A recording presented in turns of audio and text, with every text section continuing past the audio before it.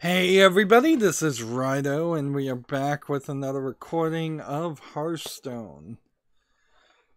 We are on the Asian account. Let's see, today is Monday, March 5th.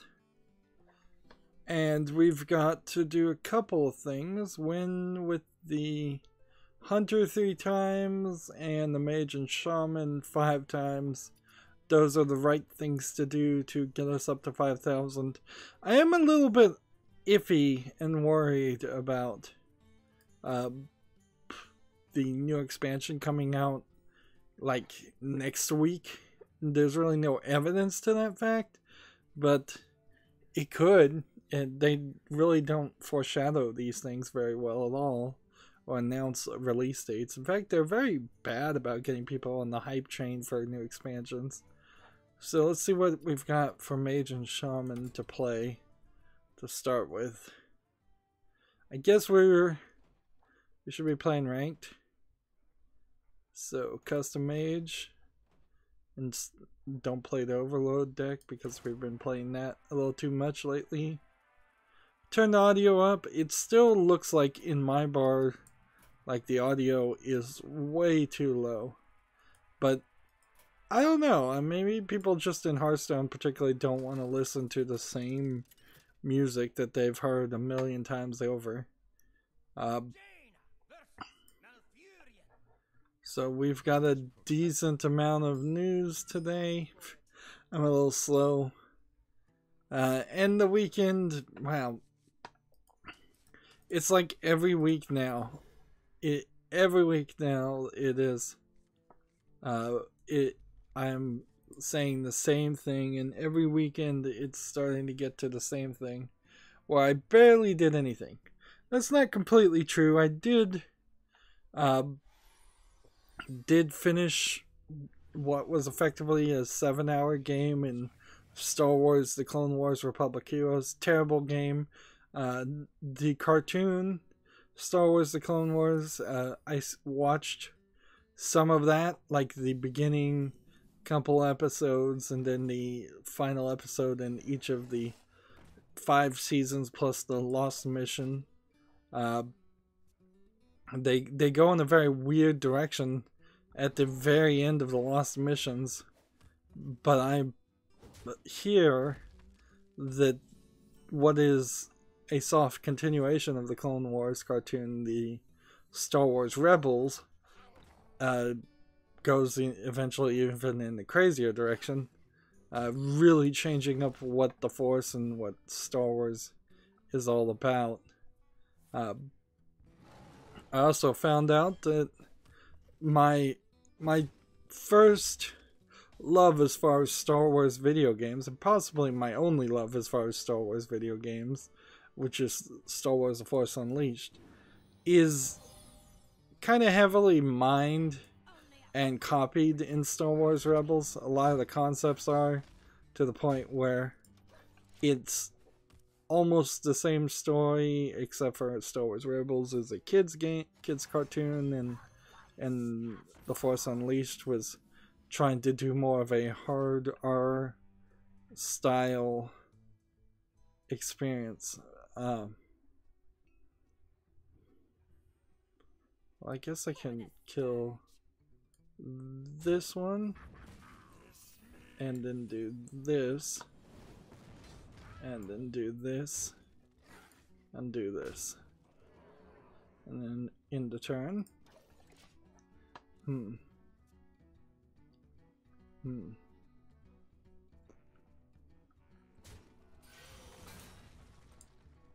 So yeah, I'm playing Star Wars games for May the 4th be with you this year.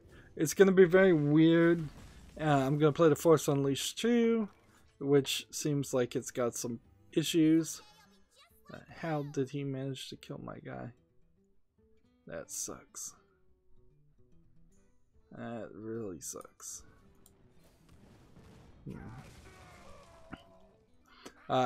Because The Force Unleashed is The Force Unleashed 2 is the last game on Steam for Star Wars.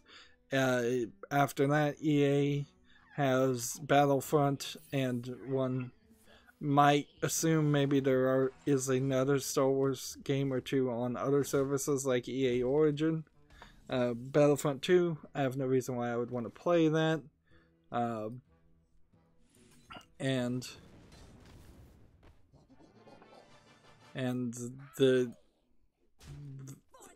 a lot of the other Star Wars games that I know at one time existed don't exist anymore because they're like Knights of the Old Republic online games that the servers have been shut down.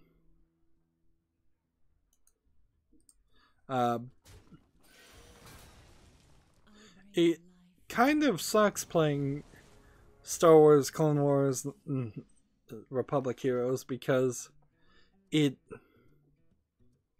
opens up a door that you might enjoy, implying that there's something here you might enjoy in Star Wars Clone Wars, the TV show. But it's such a terrible game, it doesn't actually motivate you to... after this attacks this one, it also does 3 damage here. What did I just do? What in the world did I just kill? Fail spawn. Secret death rattle, deal damage to all minions. Oh, so I didn't know what the death rattle is. So this could either do 3 damage to everybody, or it could give them +2/+2.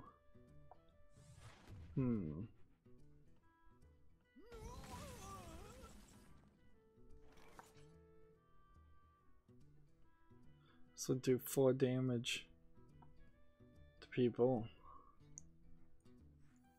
Let's just play this and move on.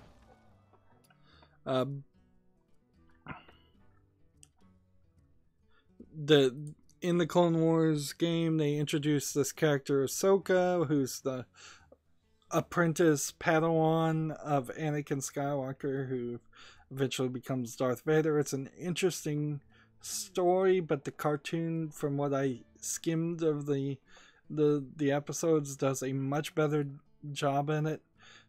The second game introduces Ahsoka pretty poorly in the cartoon, in the Clone Wars cartoon. Just she's there, which makes me almost wonder, was Ahsoka a character who was introduced in episode 2, Star Wars episode 2, the movie, which I seriously doubt that's the case, but I also haven't actually ever bothered to watch the movie, and I still feel like that's the right move. And then at the end of the 5th season, but not the end of the secret Lost Missions 6th season, Ahsoka leaves the Jedi Order, whereas Anakin is still with the Jedi Order. So it goes through this long journey of her being a apprentice who's young and eager to be a Jedi, to being someone who doesn't want to be a Jedi at all. And then she pops up in some small way in Rebels too. So she's this like great alien character. She's animated terribly though. When she's first introduced, she's shown as what you could only describe as, like, she feels like she's a 13-year-old girl alien that's wearing a tube top, stockings, and a skirt with a triangular flap in front of on her belt, which is, and then like knee-high boots.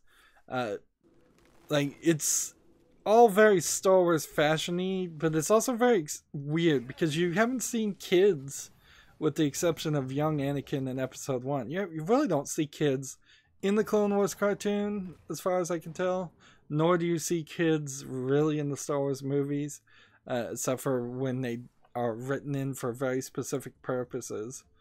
And it throughout the whole Clone Wars game, I was just thinking, man, does this not look appropriate dress at all? And oddly, as the seasons go on and she grows up, she puts on more clothing. So they address it somewhat. But yeah. And then the Clone Wars game does not look very good. It's a low polygon, so you have the Tomb Raider effect of them potentially having giant triangle boobs. It's not just Ahsoka that's drawn in kind of a very linear, sexually provocative art style. Something that you may have seen in some magazine advertisements in the 70s. Certain cartoonists and artists style, I don't know a good name to put behind it, but very linear, kind of Jessica Rabbit type thing. But Padme, Anakin's love interest, is also drawn very much like that. They keep Padme, however, in a full white, like, jumper, I guess is what you'd call it. So, even in that comparison, Ahsoka still kind of stands out for being underdressed. Even they introduce a couple other Jedi women. One of the Jedi women looks like she's a nun, like in full clothes. The other is in more of a tank top with a little bit of cleavage. And so maybe I'm just a dirty old man. I don't know. I certainly felt like it throughout playing all the Clone Wars, to just like, well, why is this girl? And it gets crazier too, because you have to remember that all of these Padawans, all of these apprentices to Jedi are, from my understanding, these kids are taken away from their family, taken off their planet, sent to what is probably easily described as a cult in the Jedi Order, and trained. And it doesn't get any better because they're all trained to say master to everybody, which was a terrible phrase to ever be introduced into the Star Wars series. So throughout the game, she's either calling Anakin Sky Guy and being very friendly to him, or she's being very reverent and calling him master, or she's talking to another Jedi and calling him master. And it's just like, oh man, this just feels creepy. This feels like this girl's been kidnapped into a cult. And honestly, that's kind of the best thing you can even say about Star Wars: The Clone Wars Republic Heroes as a game. It is a boring as you can get game. Cheap attempt to make money. They failed to even use the cartoon well, because there's like dialogue and characterization in the Clone Wars cartoon. In the game, there's really none of that. It's just, here's some droids to kill, and for the next 7 hours you're gonna just kill more droids. You'll move one screen over, and then there will be a group of droids you have to kill before you can move one screen over and kill another group of droids. And in the instances where you don't run into a screen with droids, you'll run into a level that is oddly empty and just has some very poorly programmed and written jumping mechanics. You can't double jump from a platform to another platform. No, you have to tap A to jump. In some rare occasions you'll swing, but the swinging buttons are all wrong. There's really nothing good about the game, and that's why it's rated mostly negative, which kind of sucks, because if I'm going to trust the ratings of games on Steam, which I probably do, maybe a little bit more than I should, the review for The Force Unleashed 2 is pretty mixed too. It seems like Force Unleashed 2, the story was written in 3 weeks. The company was about to go, LucasArts was about to go bankrupt, basically. And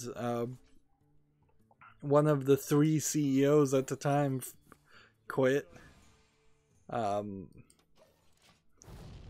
And the game clearly is very short because I've looked at the number of levels.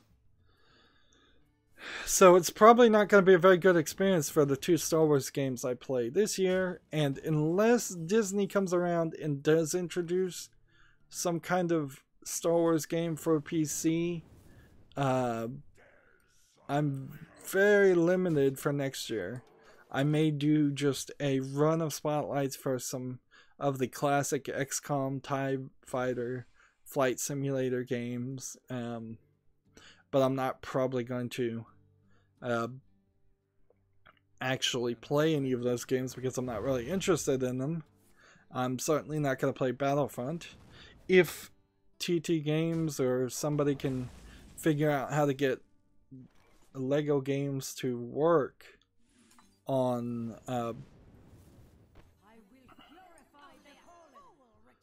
to work on my PC, then I could play Lego the Force Awakens.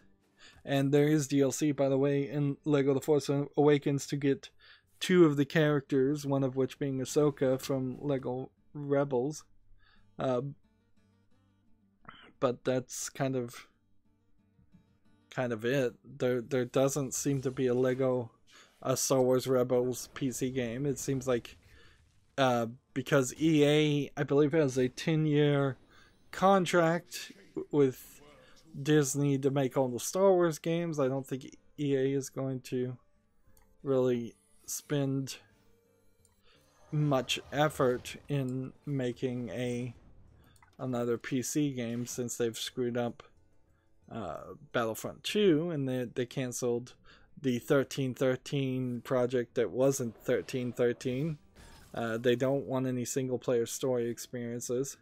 And I imagine when it comes to the kids version, I think Star Wars Rebels is still airing as a cartoon, but I think Disney is going to wrap that up and not do anything else for a kid-friendly version of Star Wars, because I think Star Wars is supposed to be the kid-friendly version of Star Wars.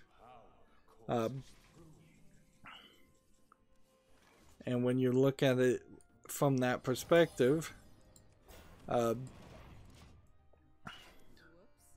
there's I think Star Wars is going to do something. Disney is going to be very conservative and not do anything experimental, and The Force Unleashed was the most experimental thing that you could have done. A dark secret apprentice of Darth Vader that nobody ever heard of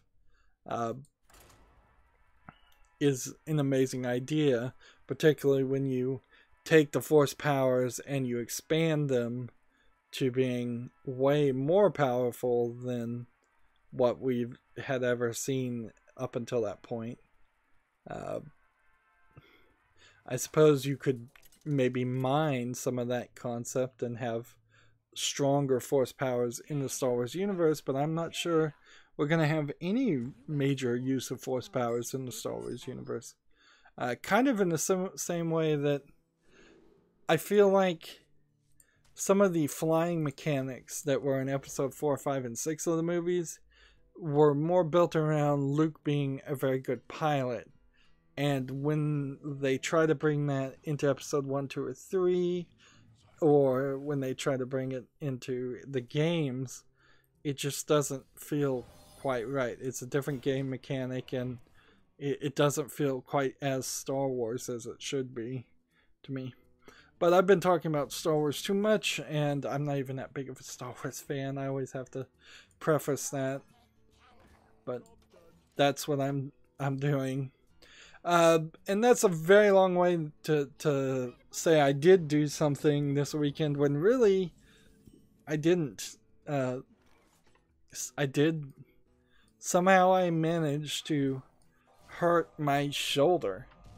And I don't know what I did to do that, but it caused me to do a lot of sleeping with a neck rest foam thing that the neck rest would effectively put pressure on my neck to put pressure on the shoulder so it would relax. And that plus insomnia plus just a lack of interest in playing bad games.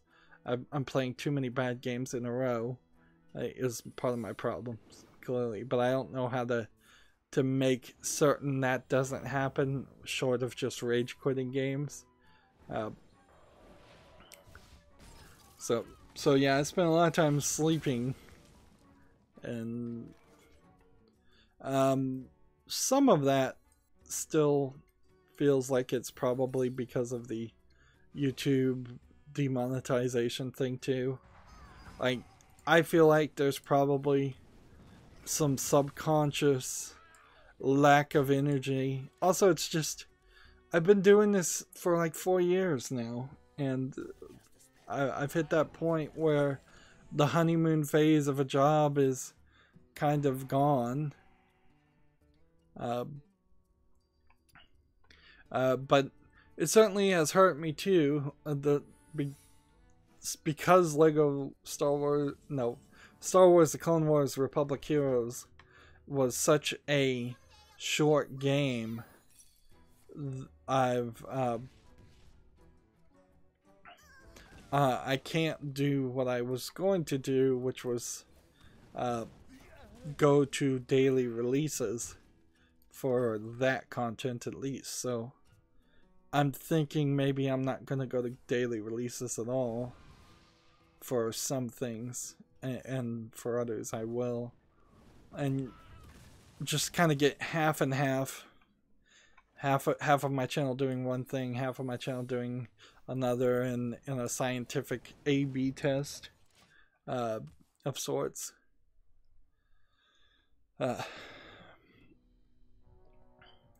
Let's move on with the news, though. Rainbow Six Siege is improving chat bans in its war on toxicity, which this is a rock, paper, shotgun article. Using that phrase I've come to hate. I didn't think chat was even that bad in Rainbow Six Siege, but let's see. Here's a quote. Depending on how awful they are, players could be banned for 2 days, 1 week, 15 days, or full on forever. Ubisoft calls this the first step to managing toxicity in Rainbow Six Siege, which, again, how bad is it really? Let's see. They're cracking down on the games, on what the game's code of conduct already forbids. Any language or content deemed illegal, dangerous, threatening, abusive, obscene, vulgar, defamatory, hateful, racist, sexist, ethically offensive, and constituting harassment.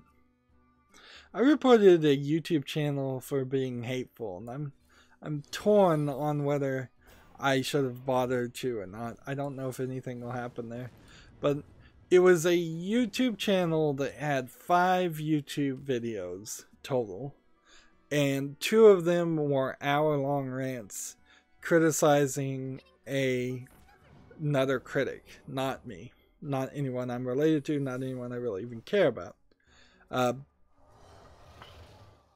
And it just seemed like it was a personal attack at that point. Like, I think if you're going to criticize critics on a channel like that and it not come off as hateful, you have to, you probably need to criticize a large group of unconnected people. Like, if I really, really hated Siskel of Siskel and Ebert, and I just had some kind of obsessive need to criticize him.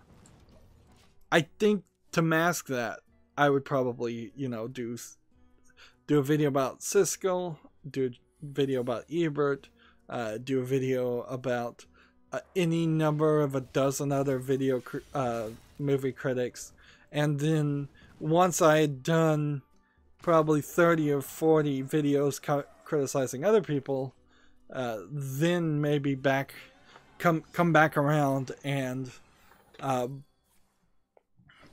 criticize Siskel again.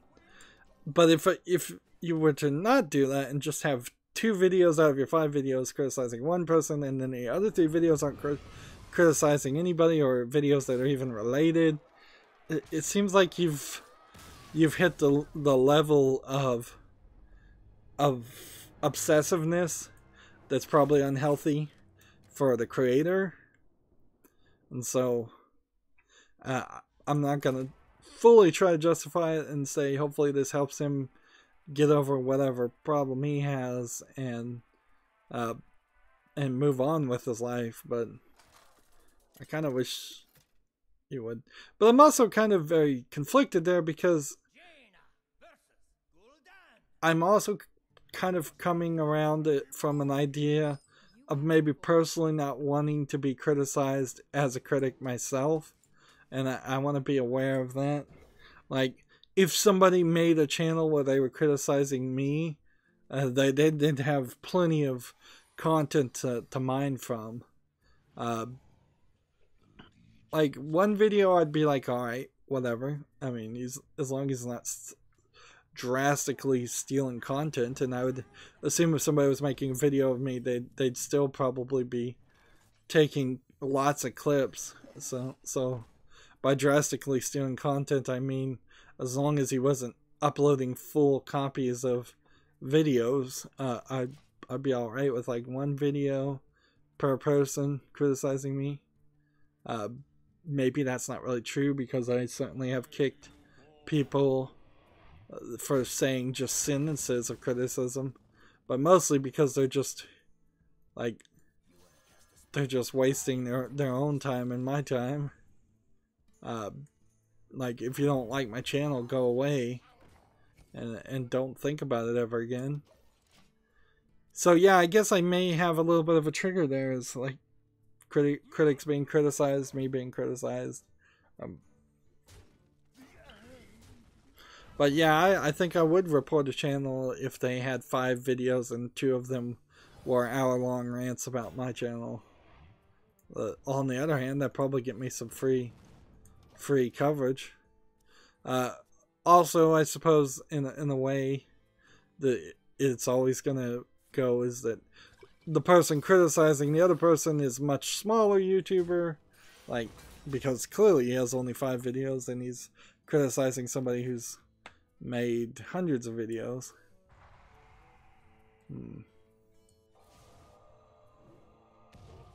But I guess I can only just stay with, I have some pause when reporting channels and videos, and I don't do it very often. And oddly, I almost never do it if it is actually stolen copyright information, copyrighted content. Like, if somebody posts a TV show or a movie on YouTube, I'm like, well, that's not my business. I'm just gonna watch it. I'm not gonna report it. Tragic Master Son says, daily Rydo update, 24/7 replay and commentary stream. My next project now. Tragic Master. Sure. There's a thing on Clash of Clans where there's a spam that goes around where it's like, go to this website to get free gems for Clash of Clans. Molt talked about it on his latest video, MOLT, and they keep talking about this like, I assume YouTuber called Molt, MOLT. I'm like, I've never heard of anybody named Molt. Why don't you, if you're gonna use somebody's name, why not use PewDiePie or somebody that would be recognizable?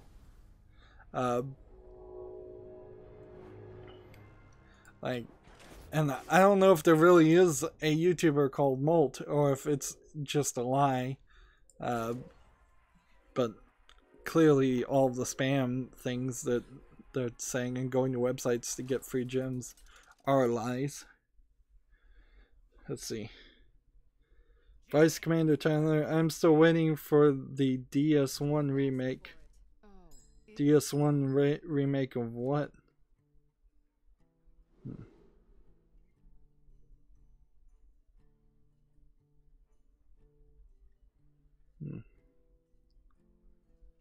Diablo 2? That is the birthplace of all spam bots. Just go on the public server and watch the messages fly. Yeah, I don't know why Clash of Clans can't filter out these spam things, because it's the exact same message over and over again. And I report it, and in Clash of Clans it's so stupid. Like, I'm a co-leader on a clan, and I can only report one message, and then it says, please wait a while till you can report another message. And when I kick people out of the clan, and new people come in, it's like somebody will come in, send in a spam, the next person will come in and send in a slightly different spam message, the next person will come in and send in a spam message, and you'll look at the chat and there's like 20 different people joined your clan, sent a spam message, and then left the clan. And the only thing I think that's even slightly successful is to sit there and watch new people join the clan, watch if they start to type a spam message, and kick them before they leave themselves, in the hopes that by kicking somebody from the clan they can't rejoin the clan, which I don't even know if that's actually true. Let's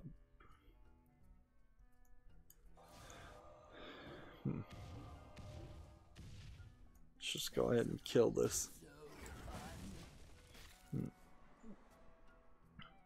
Vice Commander Tyler says Malta's a real YouTuber with over 2 million subs. And see, that's kind of the problem with YouTube right there, that they don't recommend even the popular people to people. The fact that I am a YouTuber and I've never heard of him and he has 2 million subs is crazy. Like, not that 2 million is even really giving him... 2 million may not even put you above the top 50% of YouTubers' channels. Maybe it does. I don't know. It's hard to figure anything out on YouTube and how far you've gone, how successful you are. If I was to gauge anything, I'd imagine my channel is probably considered a complete and total failure because of the small number of subscribers. For as long as it's been running. But who knows?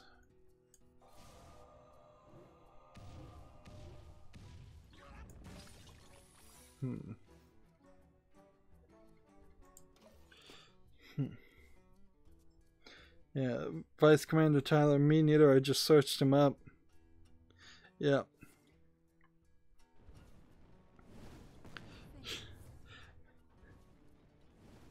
Well, that just gets back to the original points. Like, why use somebody's name that's not even recognizable when you could have just used PewDiePie or, yeah, PewDiePie would be the one. Everybody knows who PewDiePie is. I mean, Vice Commander Tyler says, I mean, on YouTube, people are hitting 1 million subs every second. Yep. It's not hard. I told the story last stream. I came across some video game streamer's website, YouTube channel, and he had 2.6 million views.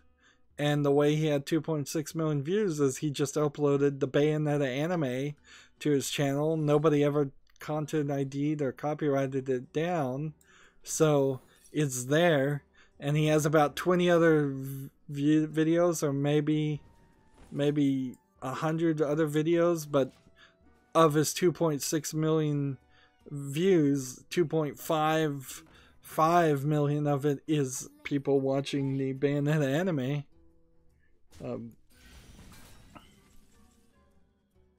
And subscribers don't mean a thing, because when you subscribe, you're not guaranteed to actually see any of the content, because of the way YouTube just screws people over with notifications. I'm still very much having an issue where my own channel does not notify me on my YouTube app when a video goes out, yet YouTube Gaming, which just pulls from the exact same information, will notify me when a video goes out. So the YouTube app, despite me clicking the bell and telling them I want every single notification, has decided, no, I really don't want every single notification, and therefore they're only going to give me random notifications when they feel like it. Moving on with news, Ubisoft is expanding the Division team. It's been 2 years since the Division comes out, which is really surprising. Like, it's not been a very massive success at all. I guess that's the nicest thing you can say about it. There's nothing really wrong with the concept of the Division. If it was a single player experience where you went through the main story elements that were good, I would probably want to play a game like that. And then that would just be a Tom Clancy style game, since that's what this is a Tom Clancy game. But they're adding more people to the team, so they're either going to tweak it some more or add an expansion. They're not giving up the Division, which, 2 years in, let's see 2 more years and see what happens then. I imagine they'd give up there. Vice Commander Tyler says, and I hate how people are getting fame off Nightcore. It takes no skill to make. Literally no skill. Your Nightcore is just phase shifting other people's music, as I understand it, to get around the content ID system, and it manipulates the algorithm by encouraging people to play the music in the background so that your watch time is incredibly high. The only recent change that might hurt a Nightcore channel is subscribers. If some new Nightcore channel came out and couldn't get 1,000 people to subscribe to it, then they couldn't make money off of that. Meanwhile, once you have 1,000 subscribers, you're definitely going to have that 4,000 watch hours in 12 months, and that means you can run ads as often as you want on these ridiculous live streams. And it's really just another great example of, I shouldn't have played that way. I should have waited next turn, played this, then played the coin, then played something like that. YouTube could easily search for the phrase Nightcore and devalue that. They could easily say no to that. I guess on one hand, YouTube doesn't care, though, because if you're stealing music, you're probably just stealing it from all the music companies that are always suing YouTube anyways. So I'm sure YouTube is just happy to screw the music companies. But in the meanwhile, they also are allowing their website to get worse and worse. And inherently, that's the problem with YouTube in a nutshell, is that while they're all off doing their special projects to promote specific people like Logan Paul, or do their YouTube Red projects, or do YouTube TV, or make their own YouTube channel instead of actually work on YouTube as a website, They're imposing ridiculous rules and bending over backwards to ensure that in a few years YouTube won't be a good place to go to, which is ridiculous because the Pew reports just came out and it's like 94% of all people use YouTube, and it is way higher the younger you get. So kids in particular, the next generation of viewers, are ready and willing to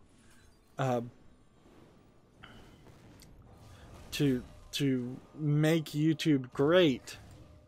And well, I almost said the phrase "make YouTube great again," but there just has to be good content here, and there isn't. And they're not encouraging good content.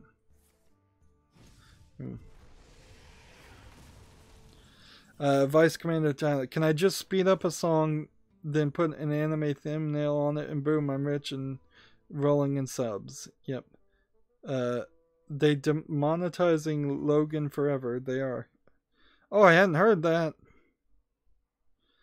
So, I mean, that's good. What did he do this time to deserve being demonetized forever? Because if he electrocuted a dead rat and suffocated a fish, what was the straw that broke YouTube's back? And there's some not complete accuracy there too, because I still see YouTube Red advertising like one of the movies they had him in, so they're still trying to make some money off of that.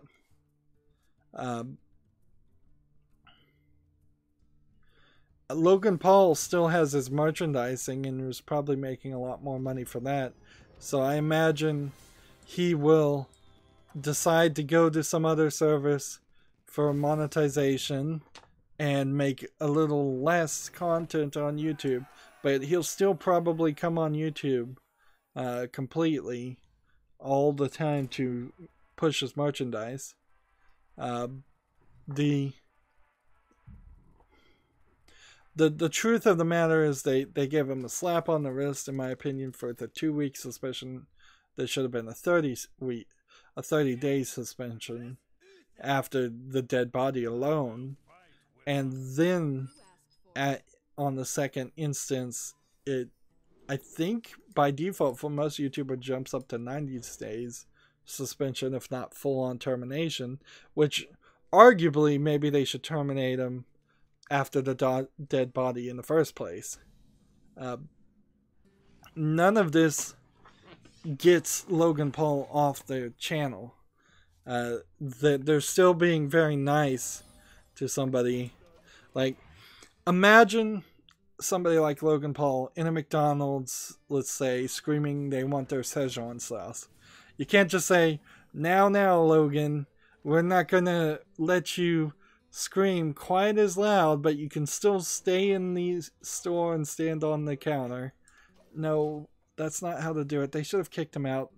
Like, demonetizing him forever is a good step forward, but honestly, they should show him the boot. They should delete his channel and completely purge him from the system. I imagine he also has like different contracts than everybody else because he's with Disney's web service called Makerspace. I believe that's the name of it. That's part of the reason, I assume, why rules don't apply to him.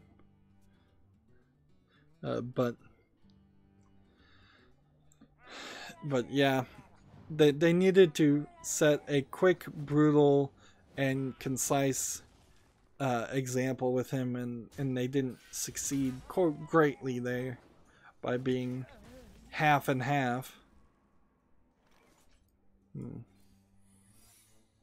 But if you do delete Logan Paul's channel, it's not like his millions of subs are going to then spread around YouTube. If anything, they're just going to hate YouTube more, so that's probably why they're not kicking him out.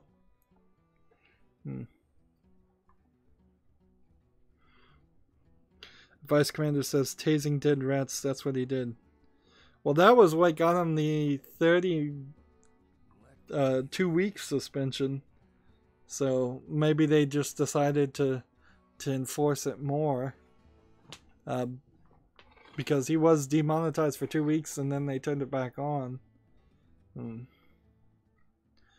Gamasutra has an article saying for the first time the Oculus Rift is the leading VR headset on Steam, which is not really that amazing when you consider that's just because the HTC Vive was so much cheaper.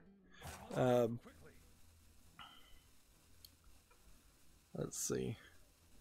Also, I would say the Oculus Rift is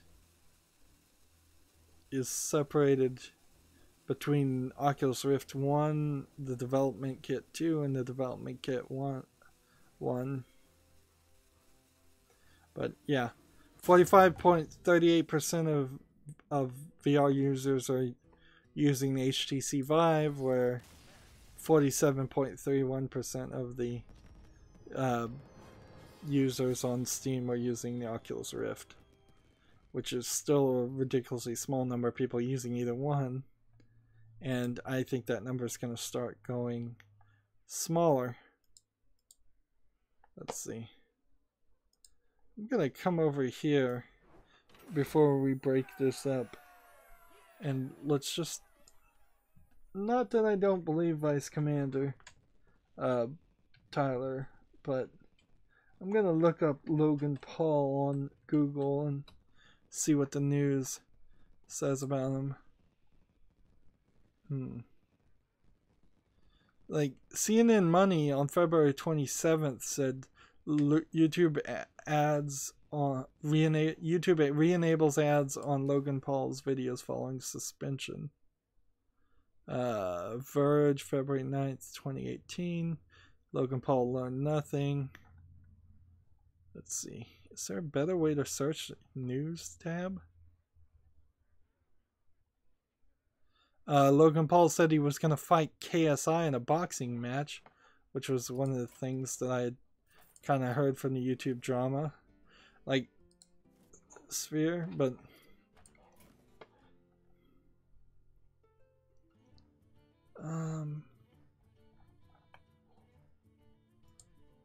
like, let's see his Twitter feed. This guy looks awful, by the way. Every single picture of him is terrible. Like, comb your hair, wear a turtleneck, your neck's too long. It seems like he's wearing makeup or eyeliner half the time. Let's see. 2 hours ago he tweeted, "Yo Monday, what's your problem?" Let's see. Scrolling down.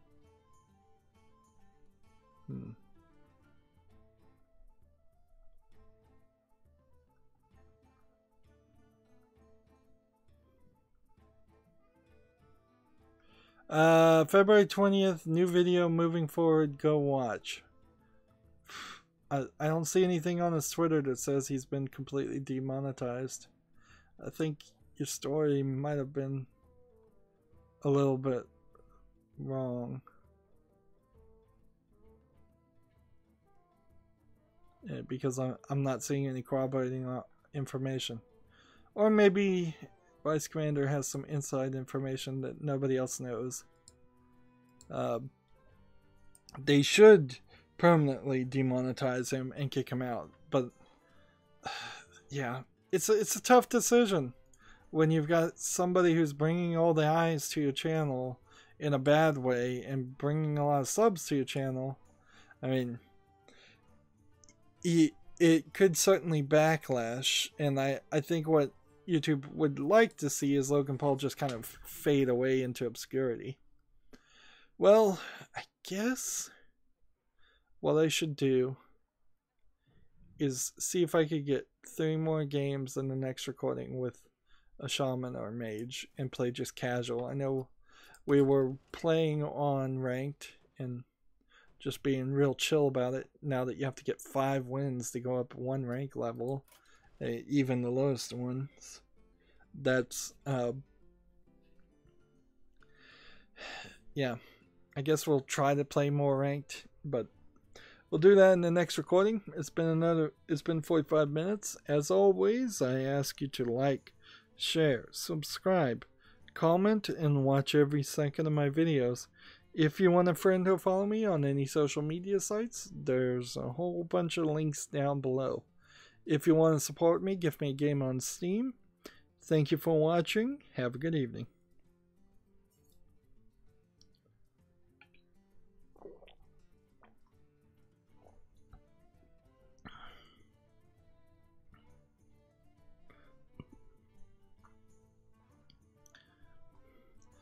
Hey everybody, this is Rydo, and we're back with another recording of Hearthstone. We're on the Asian account. Today is Monday, March 5th.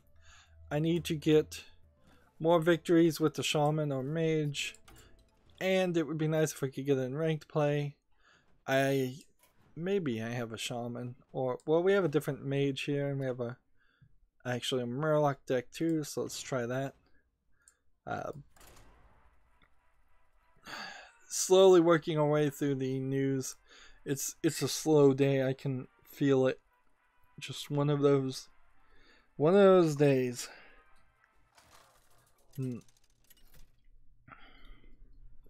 So Your Gamer has an article.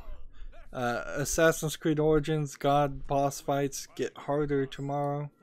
The trio of the Egyptian deity bosses in Assassin's Creed Origins are some of the game's toughest challenges, but fans have been calling for them to be made even tougher. Tomorrow fans will get their wish, as Anubis Sobek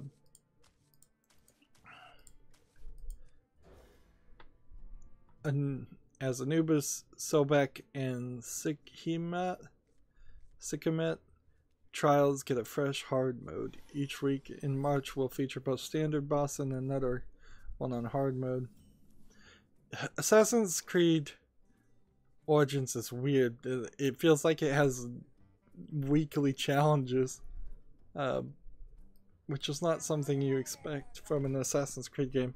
I guess what they're trying to do is integrate the multiplayer element in a more realistic way and than they did previously.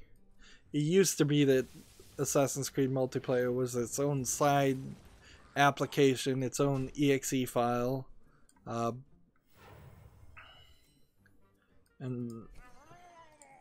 now instead of having it be multiplayer, it's more weekly challenges and maybe loot boxes.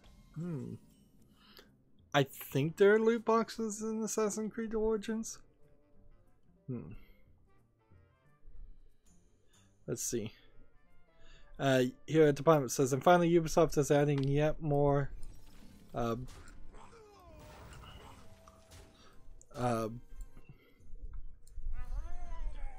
outfits to oranges, such as whatever oranges are. That's probably a tier of loot drops, such as Far Cry Primal inspired fur outfit and Undead and Far Cry Primal packs in the in-game store.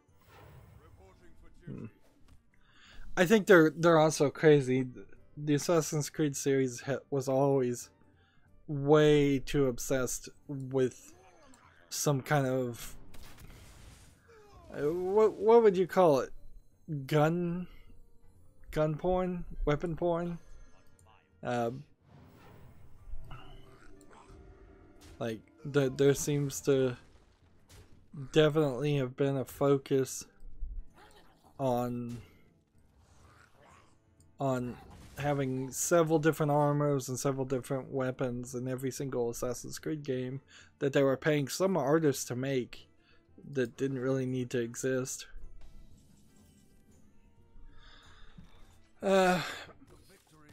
It's funny, Assassin's Creed Origins is probably the one last Assassin's Creed game I should play. There we go, we got a victory bonus.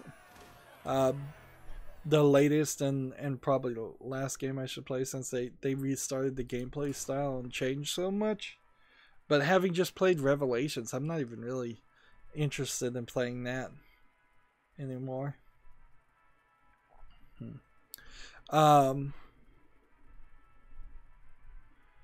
So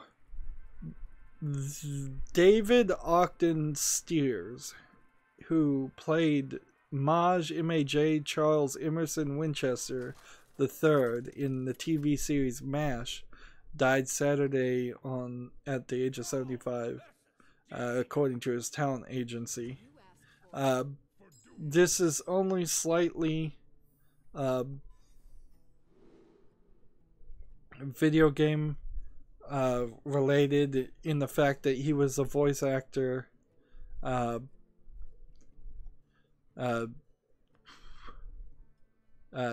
It's only video game related in that he played the voice actor in some of the Myst games. So he played a character named Escher and Jeff Zandy and Dr. Watson. So he probably was local to Cyan, in the same area to get to do that kind of work. But he's not like a big video game actor, I don't think. Nobody else even covered this news except for Rand Miller, who is one of the Miller brothers who runs Cyan.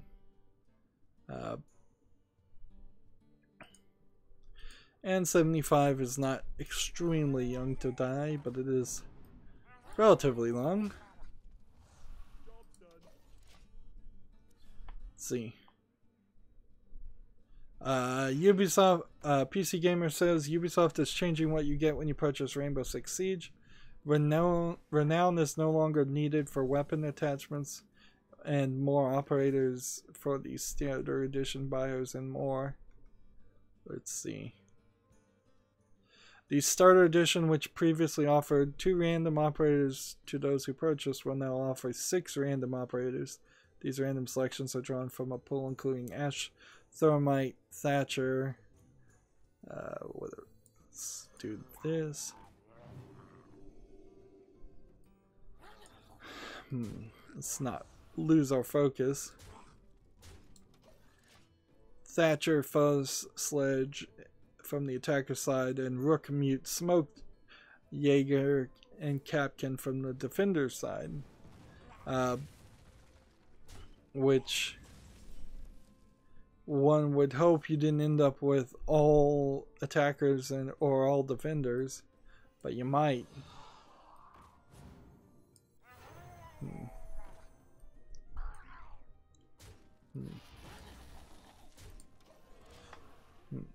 This means newcomers will have a better chance to unlock an operator being available to them in a match, as opposed to their 1 to 2 operators being picked by someone else on the team.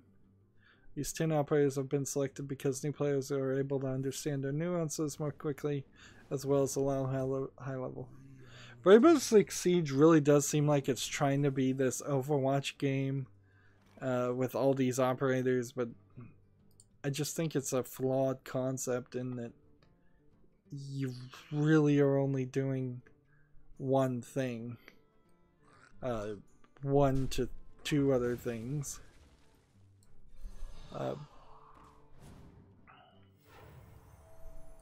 Let's go ahead and play this.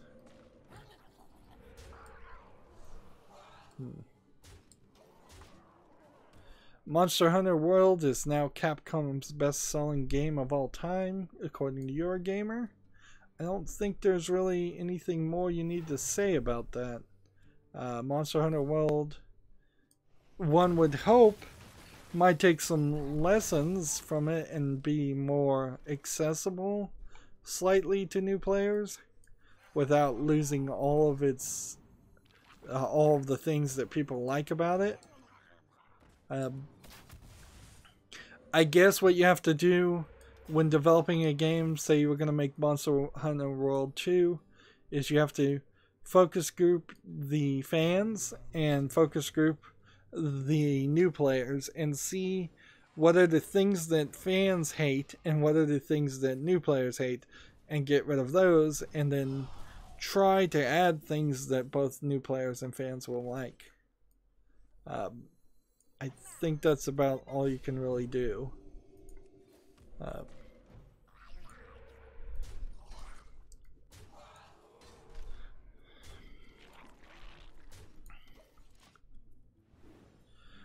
If I get on a long win streak here, that would be very interesting to see if we can get how many bonus stars you can get and how far that can take you. I don't think it really takes you that far. Plus, at a certain level, I'm pretty sure you don't get bonus stars at all. Oops. I just played the wrong card.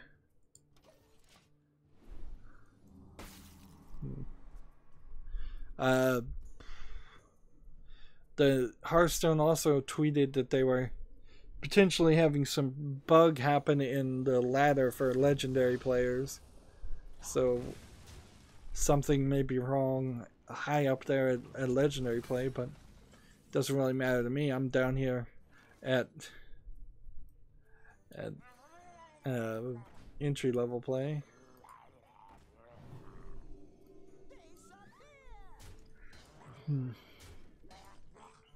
And see, we pretty well know what the secret is. It's ice block. The Rovio's head of games, William Tat, has left the company. Rovio is the company that makes Angry Birds. This news comes the same day that they closed the London studio after an underwhelming fourth quarter. Tat joined Rovio's external products division in 2014. A year later, he was promoted to head of external products before eventually becoming the mobile giant's head of games in 2016. Which I'm not exactly sure what head of games, if that's even a top level management position. Because you could be a department head and still not sit at the table at the board meetings. The company CEO, Katie Levanti, will temporarily take the role while searching for a permanent successor to take place. After 3.5 amazing years working with some of the best game teams in the world, it's time to pass the hoodie and move on. Over the last 2 years, we've seen astonishing changes in our games when moving towards running our games as service. Games as service, there's a awful term every time you hear it.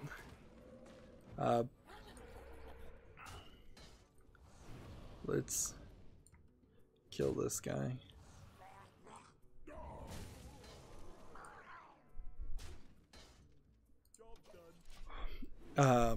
Let's see. And truly transitioned our games business to free-to-play. I will never forget the journey and learnings that I've been blessed with as head of games. So, I would heavily argue that Angry Birds is a dead genre. It was a flash in the pan that they were able to stretch for like 4 years, certainly, but there's not much more you can do with it. You got like 1 or 2 Angry Bird movies out of that, which was 1 or 2 one too many, clearly, as far as the Angry Birds. There's Angry Birds Legos, there's Angry Birds video games, there's Angry Birds TV shows, Angry Birds cartoons. You really tried to turn it into something, and you did as best as you could, but I don't think the kids that were into Angry Birds then are into Angry Birds now. Similar things could easily be said for like Minions. I seriously doubt Minions is going to be around too much longer, and we're going to just move on to the next thing, or little kids are.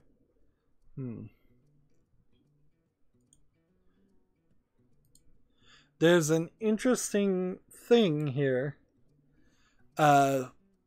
Most people, if you pay attention to YouTube drama and video game critics, know that there was this company run by seemingly an insane person that called Digital Homicide, and they threatened to sue Steam, and they tried to sue Jim Sterling, and they threatened to sue people who reviewed Digital Homicide's bad asset flip games poorly. And so Valve eventually just straight up banned them and terminated the relationship with the company, Digital Homicide. And what's funny is I think that probably was the first time Valve had ever terminated a business relationship with anybody, and they've done it a few more times.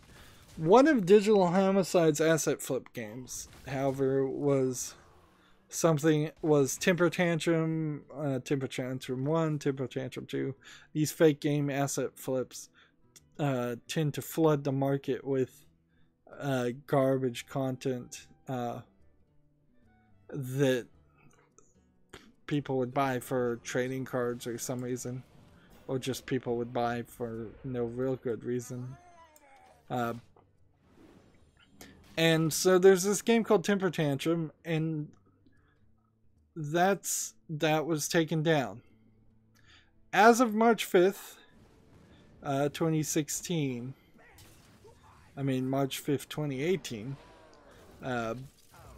it has been, a game called Toddler Simulator has been released. And you know what it looks like? It looks exactly like Temper Tantrum.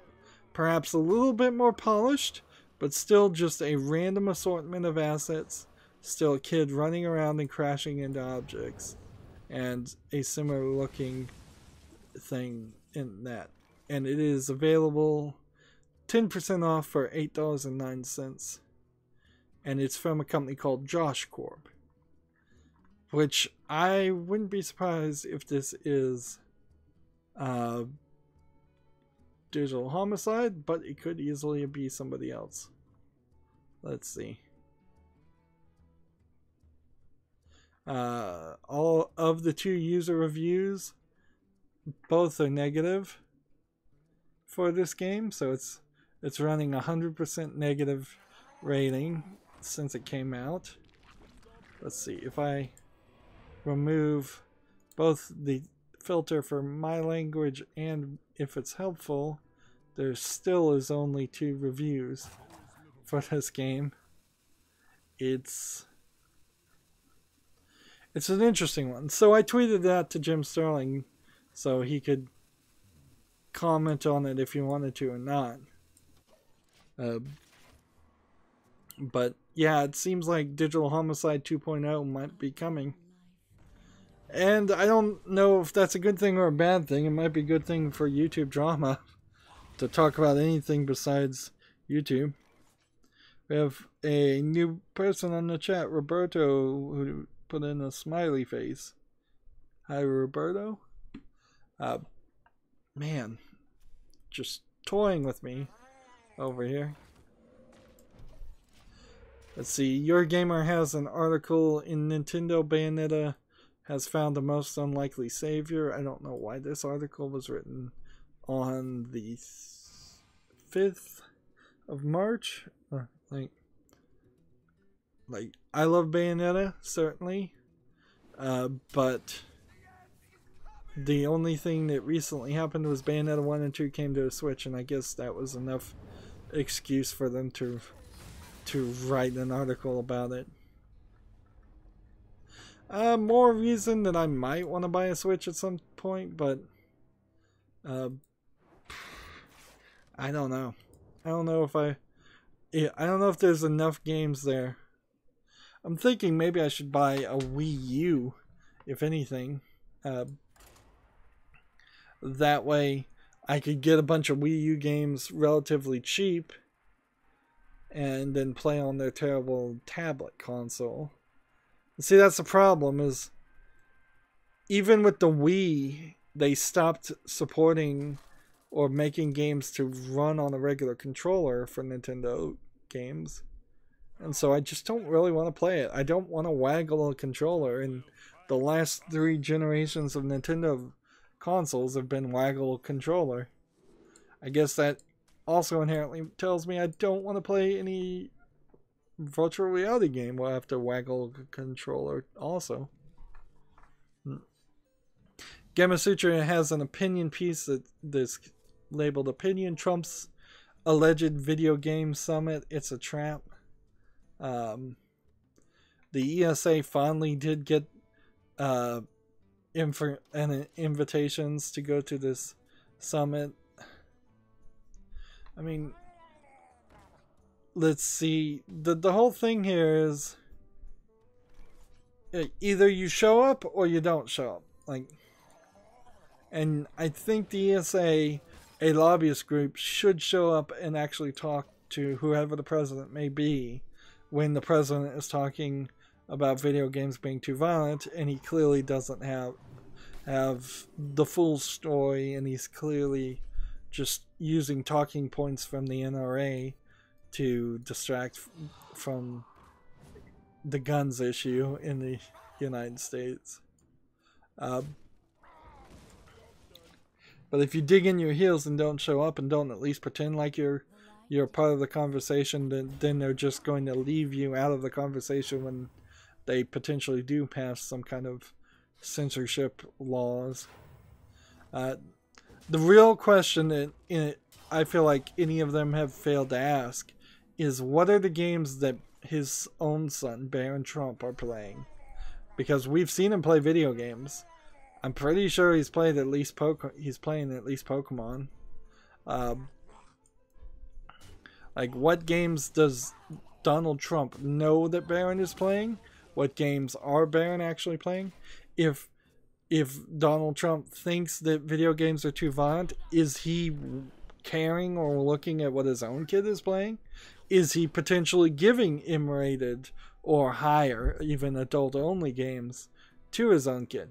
Like, it's possible that he's just a uninvolved parent, and he is allowing his own kid, who seems, if I was to speculate, seems to be a little ADD.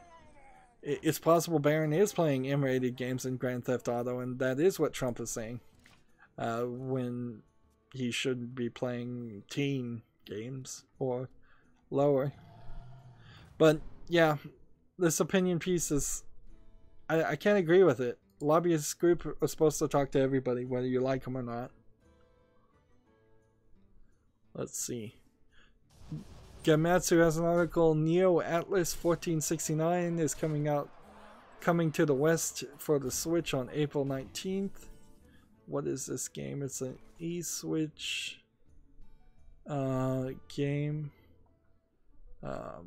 eShop game in the West. They're not going to release a physical version.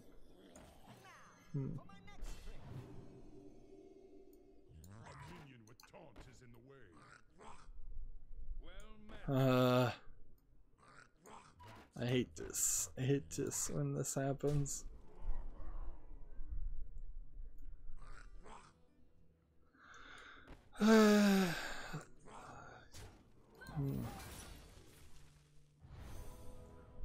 Let's see.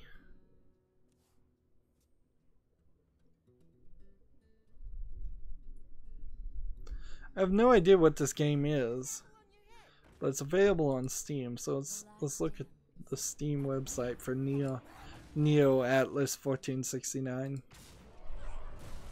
9 user reviews. Is it an RPG? No, it's kind of a ship sailing simulator. Or it says simulation adventure fast fantasy classic.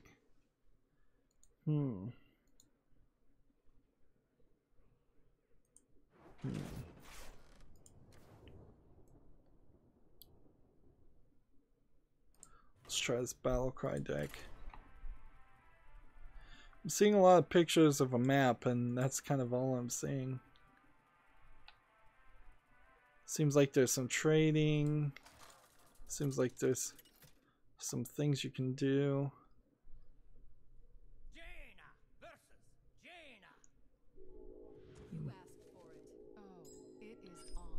So it's an attempt, it seems, to either to map the entire planet Earth by hiring out admirals and trading, and however well you play affects what the map looks like.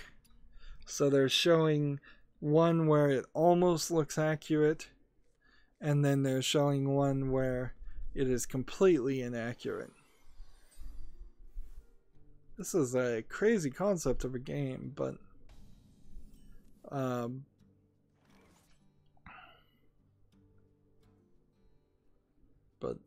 let's see, there's one negative review, there's one positive, there's another negative. It says recommended for younger players if you want a casual exploration sim RPG scripted visual novel with great music. But if you're an experienced gamer and want a challenge, then you will get bored. Okay. Just gonna go ahead and play this. Trading is not very deep. Exploration gets monotonous. While waiting for the fleet returns, zoom in on a newly discovered land and search for treasure chests to click. This makes for easy money if the trading wasn't already there. Interesting game, but it seems like the reviews say it's only for young people. So I'll ignore Neo Atlas 1469 or whatever the name of the game was. Cthulhu in the train. Marco Gonza says, really? Really what? Let's see.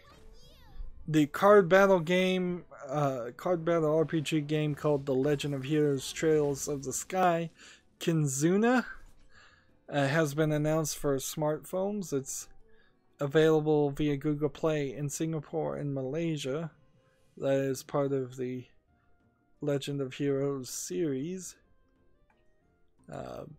Maybe it will come to the rest of the world someday. Maybe, maybe not.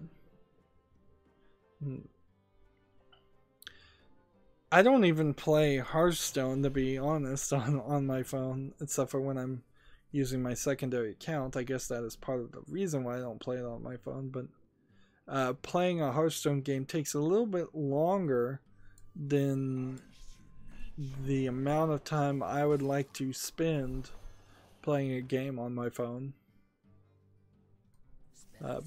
Because you can spend a good 15-20 minutes playing one game if you get into a long game, where I'd prefer more of a 5-minute experience. That's where Clash of Clans really works well for me on my phone, is because when I do play it, if I just play one game, I'm playing games in increments of about 5 minutes. Let's do this and this, and then we're just gonna kill everything. I guess we have to. I'm watching the trailer for this card game, and all it is the animated trailer. It doesn't show any of the card game at all. It doesn't show anything that even begins to pretend to be the card game. And I think that really defeats the idea of calling it a trailer when it's not actually trailering anything. Darn it.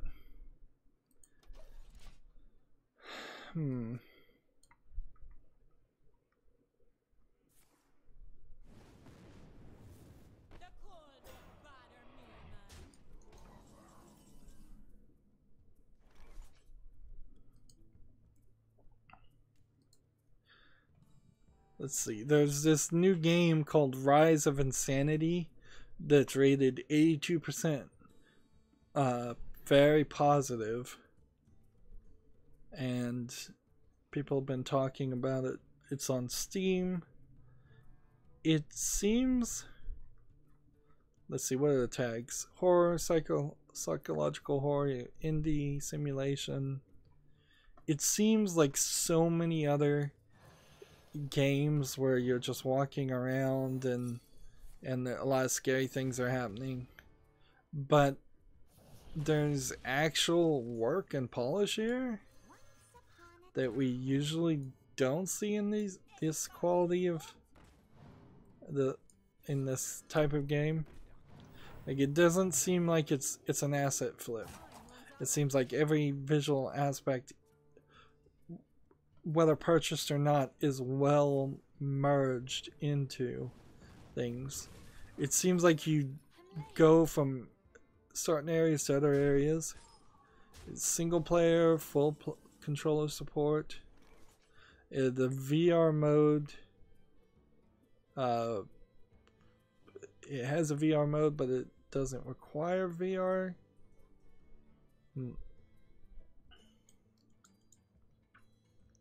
So I'll put that on my wish list. Rise of Insanity looks interesting. I should do my due diligence here, and let's see. It was a finalist at the Digital Dragons Indie Showcase of 2017. Let's come down here and look at the 26 negative reviews and see what bad things people have to say about it, because that's it. First negative review: starts out alright, kind of promising, looks nice, decent. That's about it. Let's see.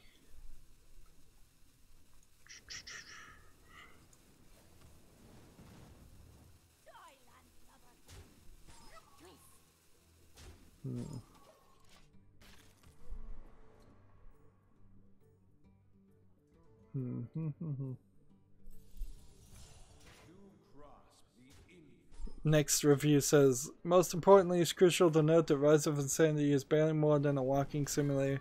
Mostly move room to room, experiencing whatever creepy things the developers throw at you. Mostly that's eerie sounds and frustrating jump scares, but there's also some legitimate cool imagery. Well, I do not like this Battlecry deck. Let's try Custom Shaman too. The most gaming aspects mostly involve some light puzzle solving, which are typically finding a way to open the lock. Unfortunately, these moments are far too rare, and after seeing just how cool a few of these puzzles were. Let's see. A lot of these negative reviews are just because it doesn't support controller support for the early access reviews too.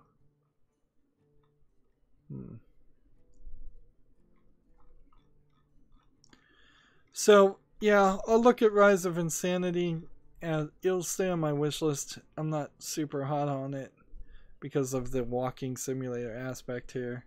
It does look good, and if there was one walking simulator I was going to pick, this would be on the list of ones to play. That being said, do I really need horror games? More horror games in my life? No. I've got more horror games in my collection for the Halloween month than anything else. But that is also kind of the problem with the video game industry, is they make a lot of horror-ish games that are sort of like that.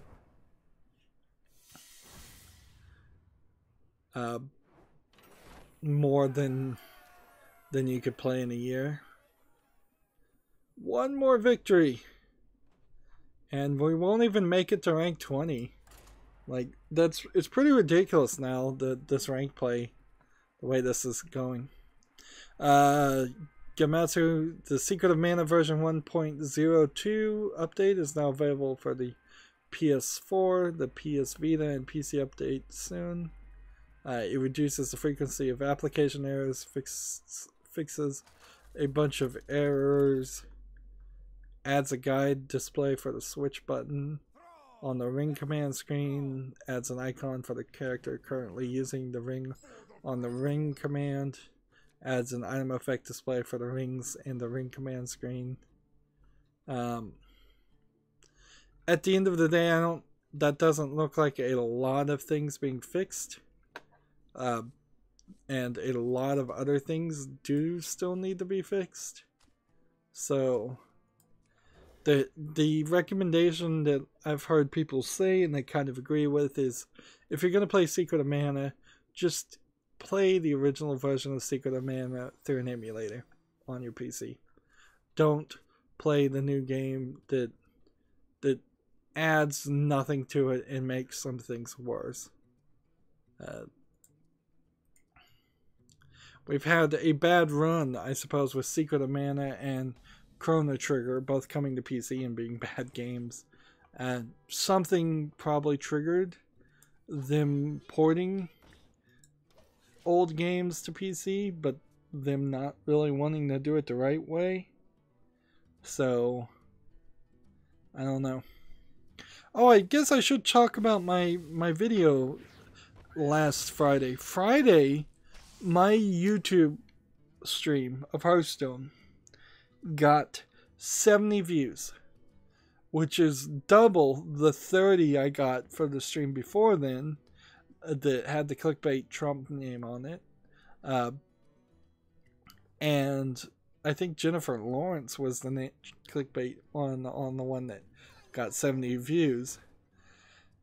So I don't know what's going on, why YouTube has promoted that video specifically. I know it definitely did, but it went really well. It went really, really well for a Friday.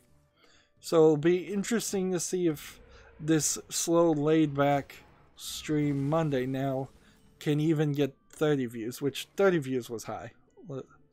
Usually we're closer to the 22 views, which is about 10% of my 233 subscribers. It seems to be staying pretty steady at 233 subscribers. So like anytime somebody subscribes, I think YouTube is unsubscribing somebody else.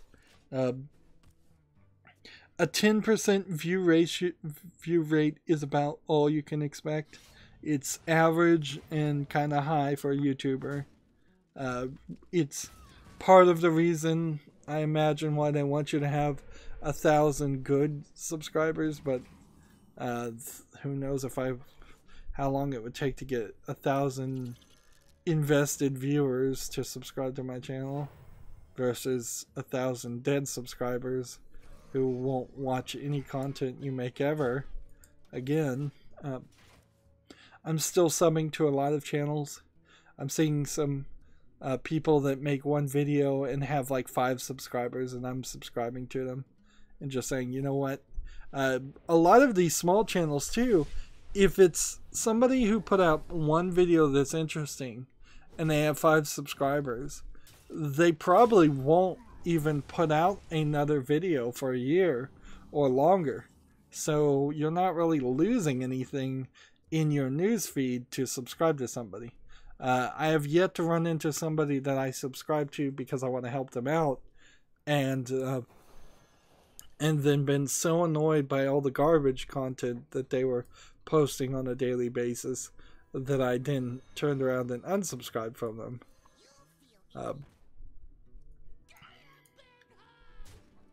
So the new way YouTube wants you to do things, and the new way I'm doing things, is subscribe, subscribe, subscribe.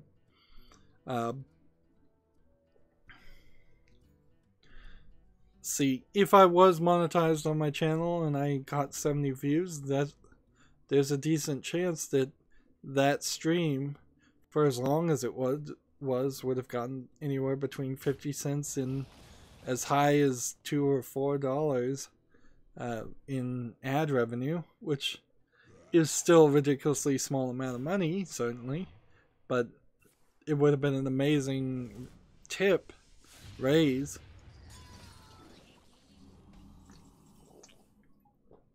Unfortunately, all this is really teaching me is what YouTube says not to do, which is don't clickbait. And clearly, the only way to succeed on YouTube is to clickbait. And that's not really what I want to do on my channel. But I also kind of need my channel to succeed. Which is making me wonder if maybe Marco typed in really because he clicked on the clickbait and was disappointed. Moving on, PC Gamer has an article. Epic wants to fix the disparity between Fortnite's 2 controller modes. A solution is being worked on. Gamepad versus mouse and keyboard. Always an issue while developing a game. Usually you have it more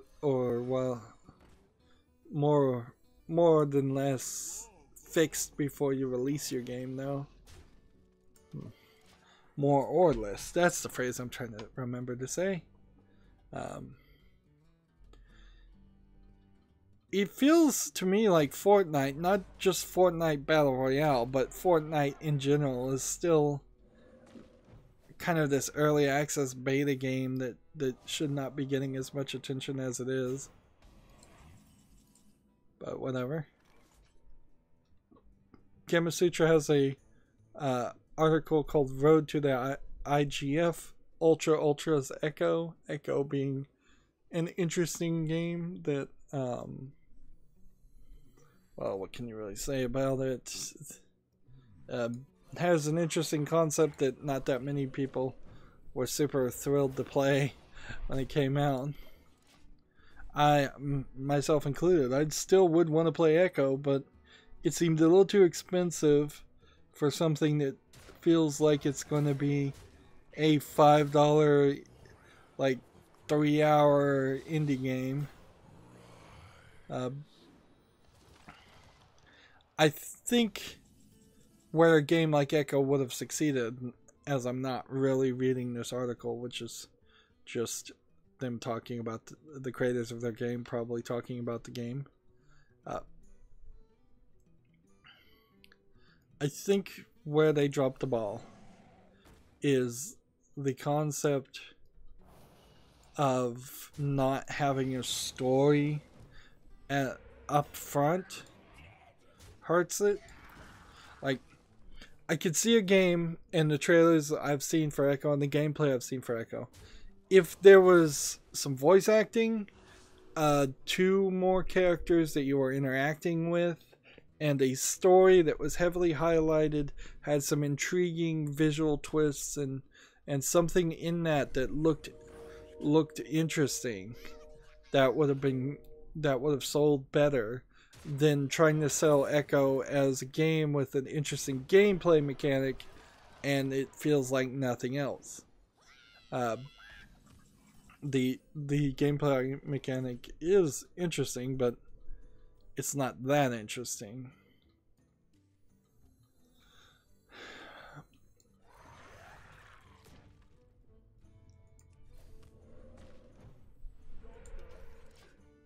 I think I'm gonna die here. Yeah, I don't think you sell a game on a gameplay mechanic.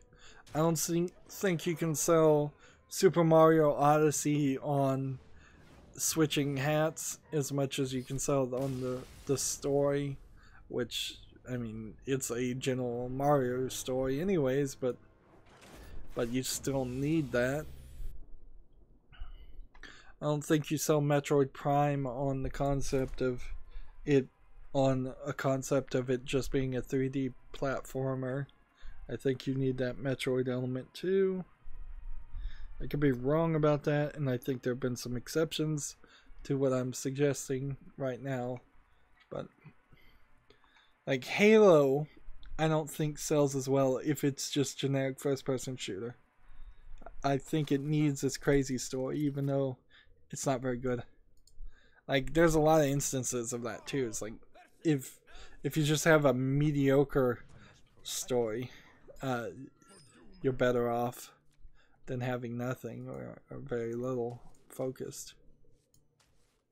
Even Sticks, which is kind of a thief clone game, plays a lot better knowing the story that you're playing as this goblin that can clone himself.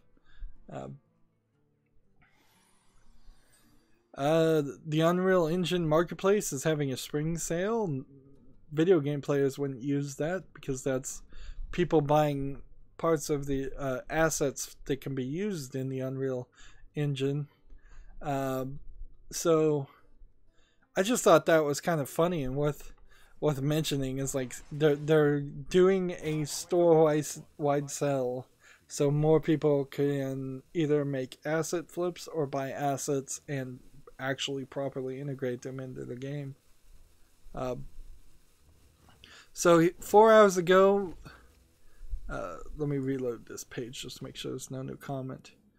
4 hours ago, they said the team has been monitoring ranked play since coming back online last week.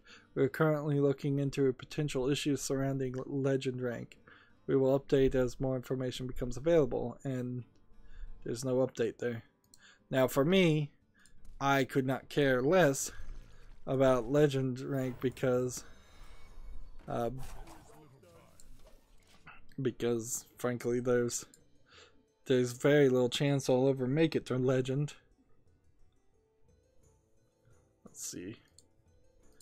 One Finger Death Punch 2 is announced. I liked One Finger Death Punch 1. It's not a good game for me personally because it requires some really fast actions either with a controller or a mouse, and just leads to me having exacerbating the arthritis in my fingers that I occasionally have to deal with. But I'm watching the trailer for One Finger Death Punch 2, and it looks very much like One Finger Death Punch 1.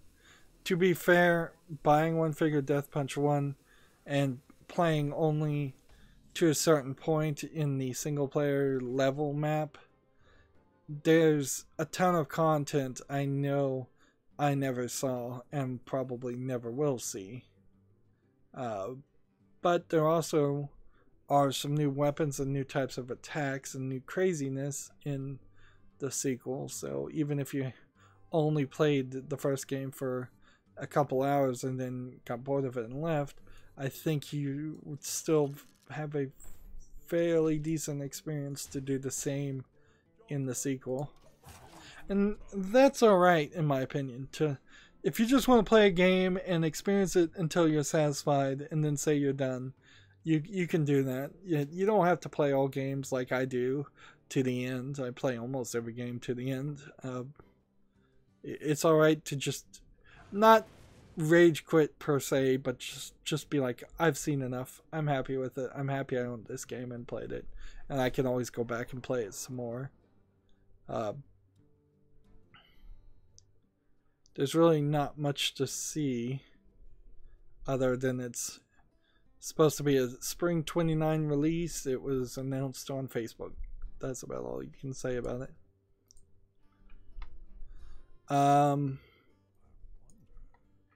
The former CEO of GameStop died, J. Paul Raines. That's slightly video game related. I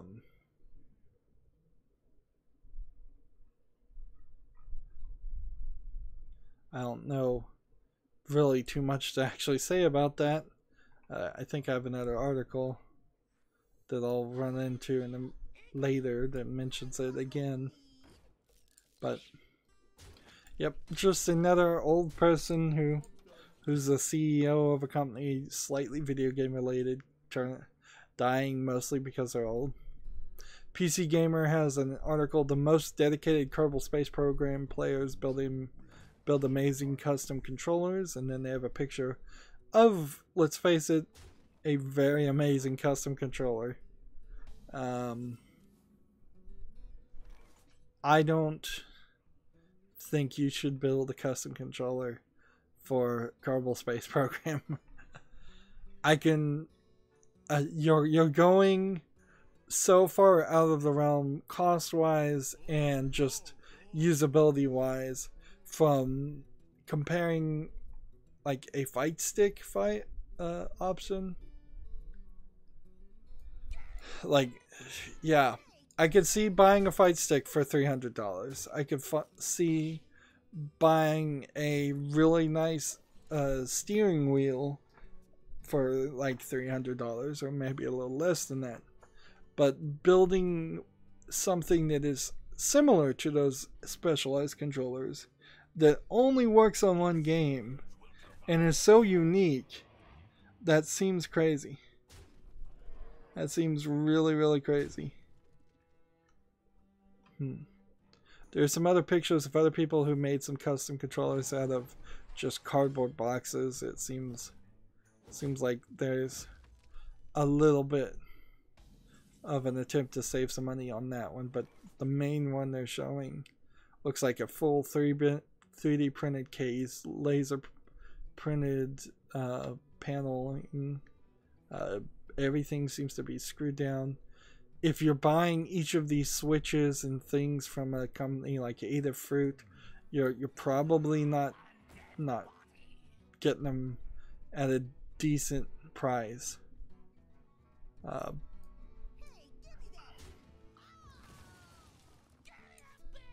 Let's do that, and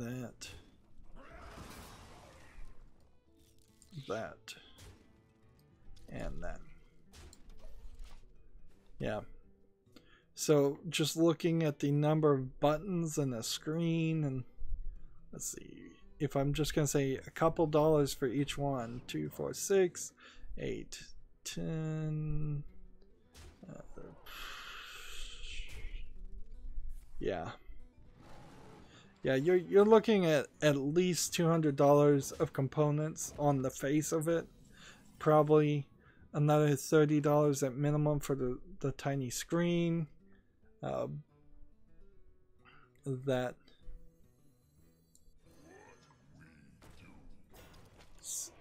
That puts you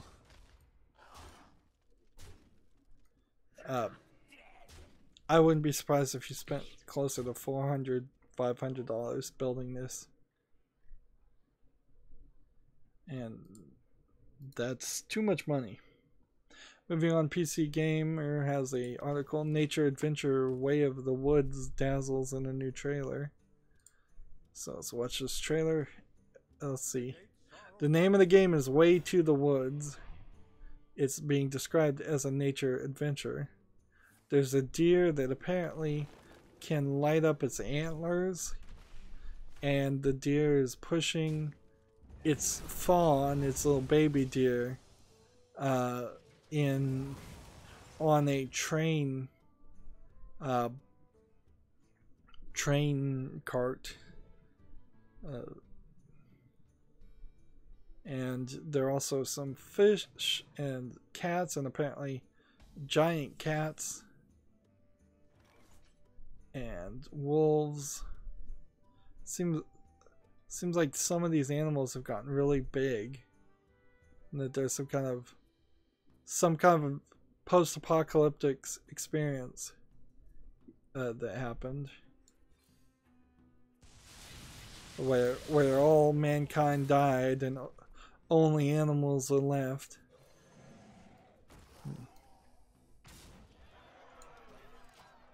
It does look interesting. Let's see. The studio Happy Bee is making it. They found a publishing partner in Team 17, the maker of the Worms games. And this is coming out in early 2019. I feel like PC Gamer is advertising this game and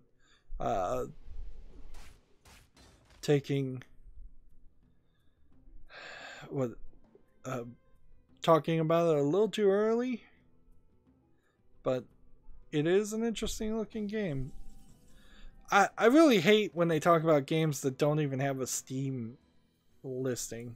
Like, that should be the first thing you do when you make a game and release it and announce it. Is like, oh, and by the way, this game is on Steam right now.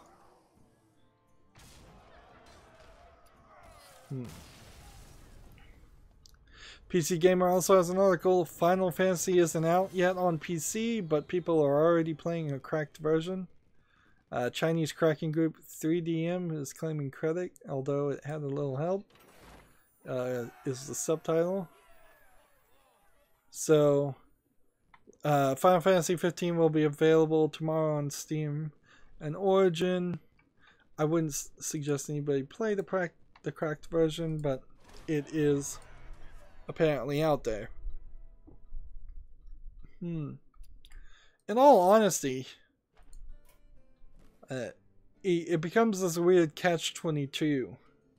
We've finally done 2, so we don't really need to play this today. So let's move over to the European account. It really is just a weird catch-22. If you start thinking about what piracy you can justify in your mind and what you can't, because Final Fantasy 15 is Square Enix's giant company that makes tons of money, you assume. But then Final Fantasy 15 also is a giant game that somebody spent a lot of time and spent a lot of money to develop. So the idea doesn't ever really work. Not to get into an anti-piracy rant here, but it's hard to find the mental gymnastics for stealing a game that's available for purchase. Like, if they won't sell it to you, sure, it makes more sense then. Like, but otherwise, I think I prefer personally to purchase games and have them in my Steam library. That's certainly it. Let's see, I need to play priest cards. I believe in this deck I already have something that's just priest cards. So let's look. We've got a couple of custom priest decks. And let's just see what's in these. Yep, these are all priest things. So custom priest 1 works for us. Here, and we might as well play ranked and try to get ranked higher up and ranked with the European account.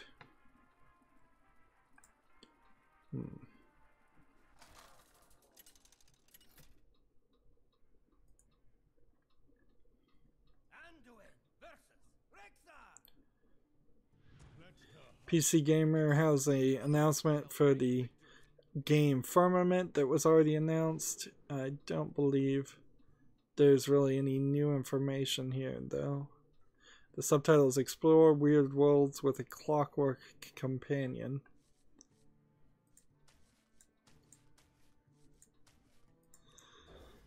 Yeah, this is the exact same trailer.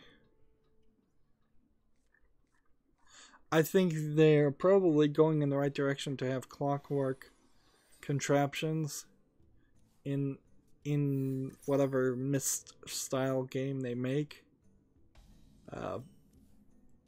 Stay away from digital tricks and magical things. I think that would be a good move.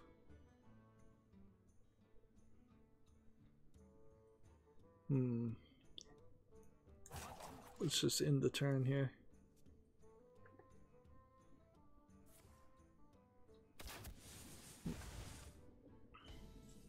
It wouldn't be unbelievable if Firmament turns out to be the sequel to Abduction, and it's like this is the alien species planet that abducted all of the people that were merged together. And I think introducing a ghost-like creature that would appear and just talk to you is better than Abduction, where everybody was talking on screens. That was crazy.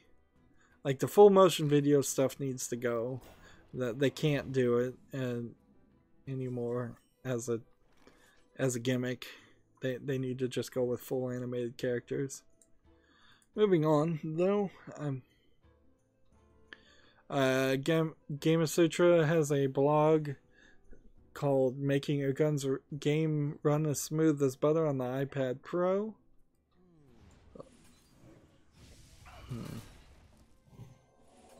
Let's do that.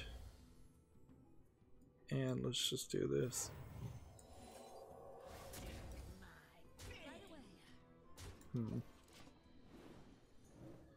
Let's see. Is there anything here to actually talk about? No, it's all kind of too in-depth programming stuff that most people wouldn't be interested in. Speaking of making things run smoothly, I finally gave in and just rebooted my internet connection, and apparently sometimes my internet connection just needs to be rebooted. Like, nothing else to say there, because it was getting less than 5 megabits download. I rebooted it, it goes up to 50. Why that is, I have no clue. But I don't think it's on my side. I think I've finally fixed all the bugs and things that were wrong on my side. Let's hit this one and heal this one so we can continue to play. PC Gamer has a article, Brigitte skins. Here's all the outfits for the new Overwatch hero, and then it's mostly just pictures of all the outfits for Brigitte. There's a lot of different color variations on the same outfit, and all the outfits look fairly similar as just full body armor.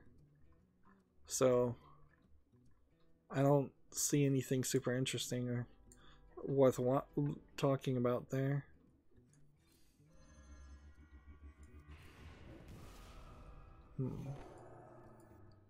Let's see.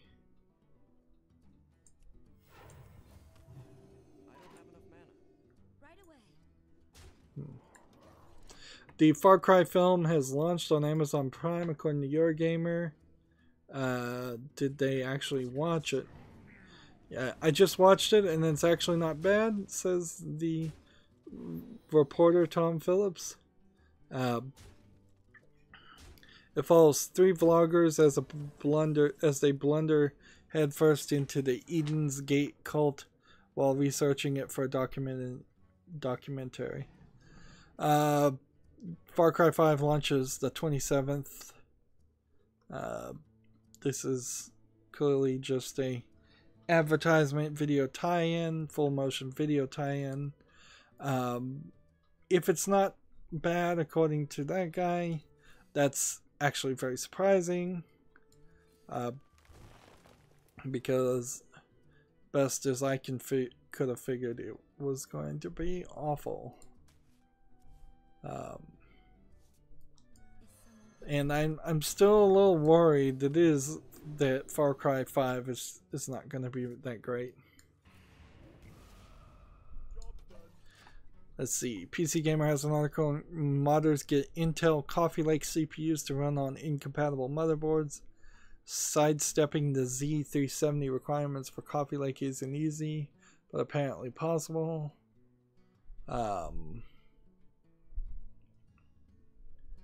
Let's see. The power requirements differ, and that's why it doesn't work. Let's see.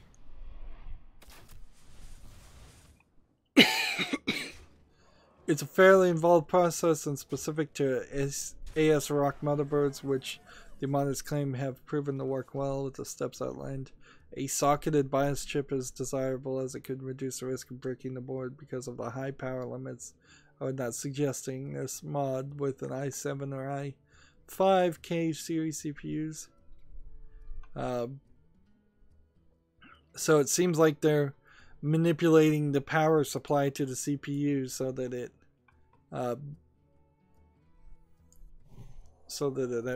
actually works when it shouldn't work.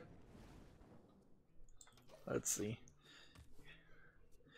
Here's more information on former GameStop CEO Julian Paul Raines. He left GameStop a few months ago due to illness. During his tenure, he helped the company tackle a number of challenges such as the rise of digital and declining used sales. Honestly, am I going to try and make the argument that GameStop has succeeded at doing any of that? I don't think so.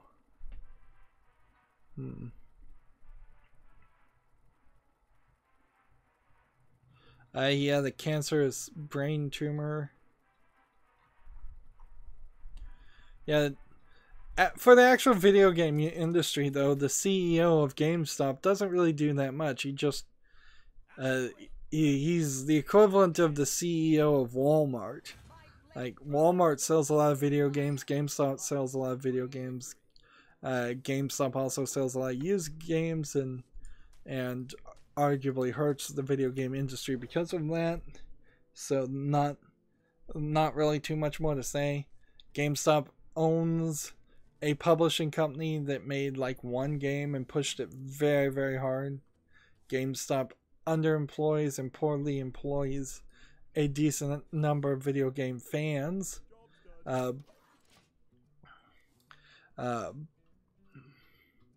However, on the other hand, if GameStop were to disappear tomorrow, then it's not like Amazon would hire all those GameStop employees. Yeah, GameStop being the Walmart equivalent is about the best you can say there. Let's see. Hey, we have a new person on the chat. Don't you have any better cards, man? Rank up, son. Not on my European account, which is what I'm playing right now. This account's only been around for 4 or 5 months, and I haven't been playing ranked play on it, and so that's why I'm way at the bottom. Now that ranked play has changed a little bit, it'll potentially be a little less frustrating to try to stay closer to rank 20 or higher. But it wasn't really high on my list of priorities. In fact, I'd like to find a way to gracefully stop playing the European and Asian accounts and just play my main America's account. But if I do that, then I have 1/3 as much gold when the new expansion happens, and people like to see card pack opening videos, and so I'm paying through the nose because I'm not willing to pay direct money. Let's see, 1 to all minions. Yep, actually this will work, won't it?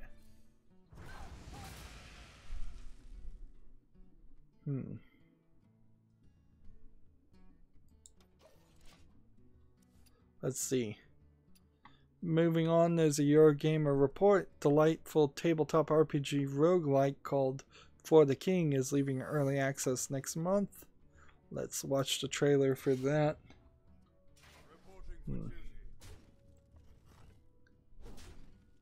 Let's see. I'm seeing...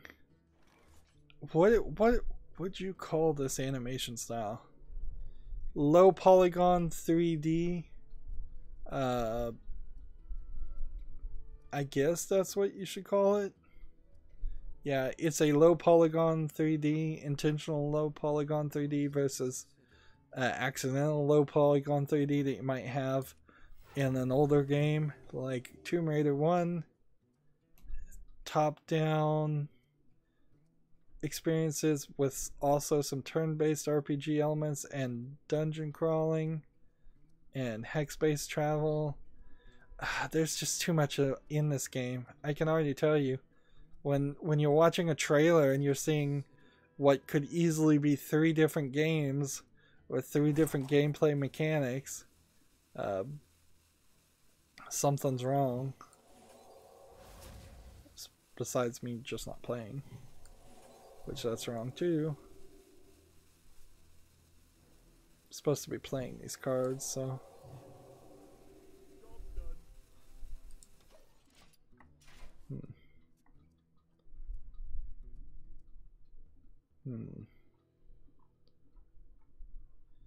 Yeah, I just don't see anything here for this game for the king that your gamer is advertising it.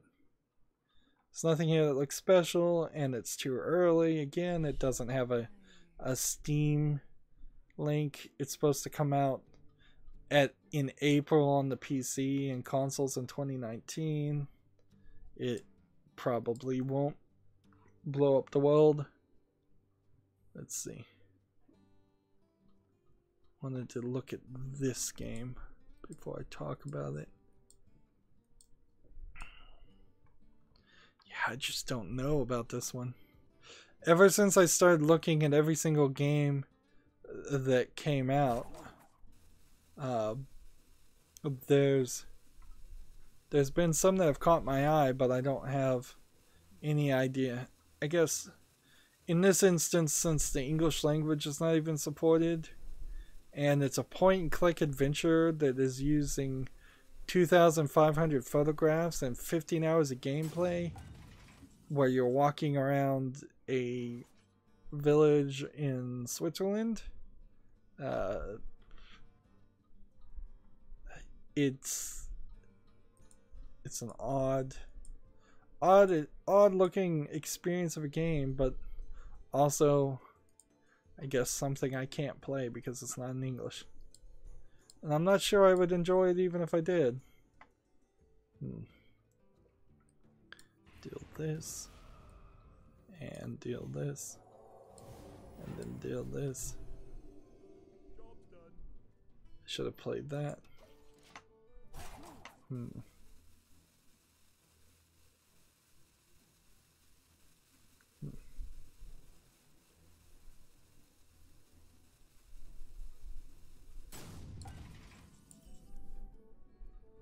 Let's see. Gamma Sutra has an article on Open Letter on tourist mode, which is talking about how they wish all games had a tourist mode. For example, Fallout 4, where you could just walk around and not be attacked. It's not a terrible idea, but it potentially would cause a lot of people to spend some extra time programming.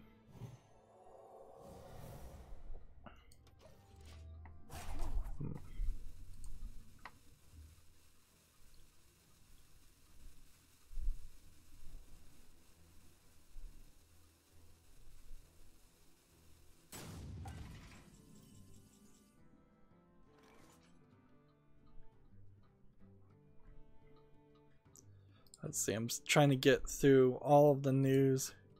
Here, this needs to be our last game, so we can break it up and move on to the next stream. We're already 30 minutes past. Finally some cards we can play.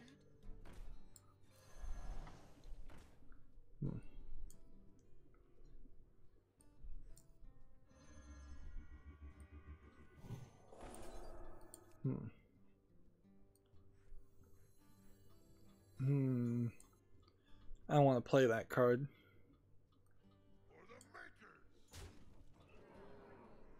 Restore 5 health to the minion and your hero.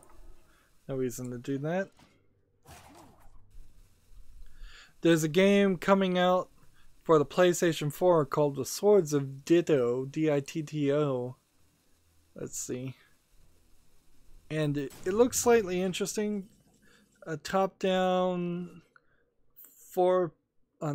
2-player real-time strategy game, cutesy animation.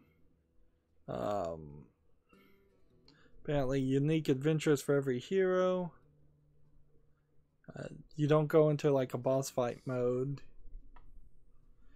I feel like there was a game called Ditto already, and this is a different type of game on top of it. Yeah, it might be a co-op game. Double somebody's health. And then do this.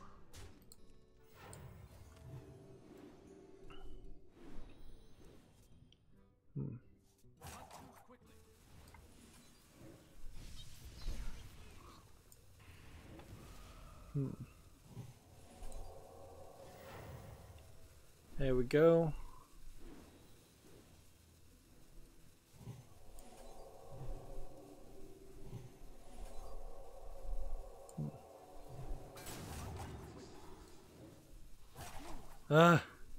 It took too long. It took too long. Darn it.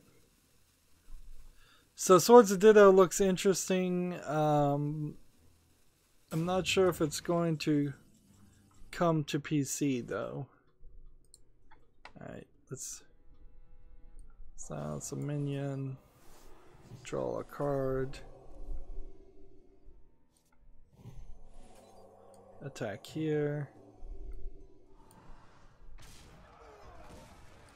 Play this.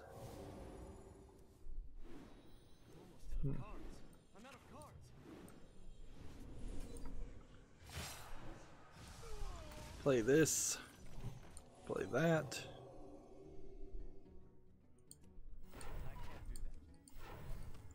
Play that.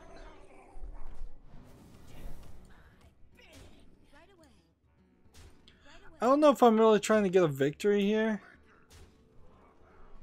Let's just see what happens here.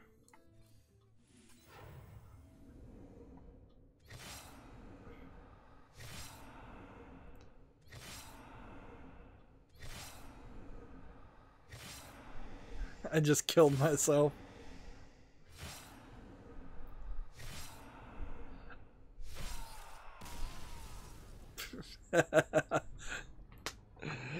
Well, that was funny.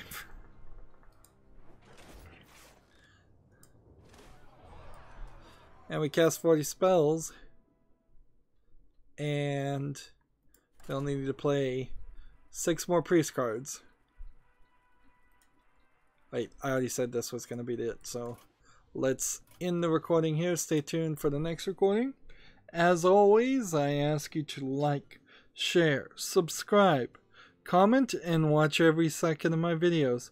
If you want a friend or follow me on any social media sites, there's a whole bunch of links down below. If you want to support me, gift me a game on Steam. Thank you for watching. Have a good evening.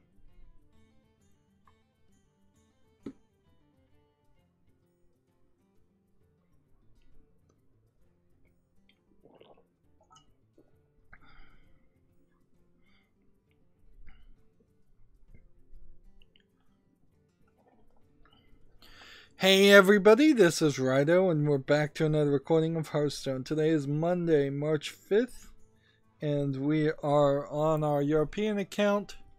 I don't have a ton of things I need to do. Just play a priest card, and then I'm gonna move over to the Americas account, trying to have a quicker experience, but clearly it's not going to be that quick of an experience because we're just starting now, and we're going to go at least 45 minutes. Let's see. And being Monday, by the time I get through all of the news, I suspect there will be more news on my Twitter feed to talk about. Decent number of new people on my chat today. Hi to all the new people. PC Gamer has an article. Is this multiplayer sailing sim quiet and serene, or is everyone just ignoring me? There's an open world multiplayer sailing sim called Sail Away, and it's apparently empty, devoid of people, which would be a problem in a multiplayer game.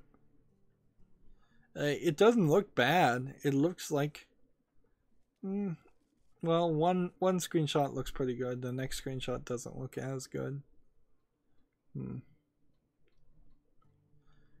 I think the truth of it is you probably aren't going to run into a lot of other sailing people. Wow. And the game doesn't have any collision detection apparently. I'm looking at a video where the boat literally just passes through each other.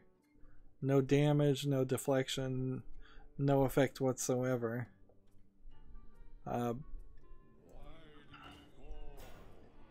Yeah, I don't know why you would want to play a sailing simulator. Either you can play, I think either you can sail for real, and that would be something intriguing and interesting to do in the real world, or you just don't really care.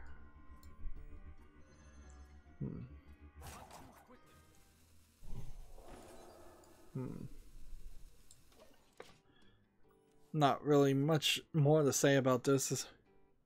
I liked the sailing in Wind Waker in the Zelda game. I didn't like that it was incredibly long in the first version of that, and when they were able to move the islands closer and eliminate some of the open ocean, that was an improvement, but I didn't inherently hate the concept from the beginning. And Nintendo did a decent job of also improving the sailing by having some other things you could do, which like finding treasure at the bottom of the ocean and shooting rupees to collect them and shooting octopuses.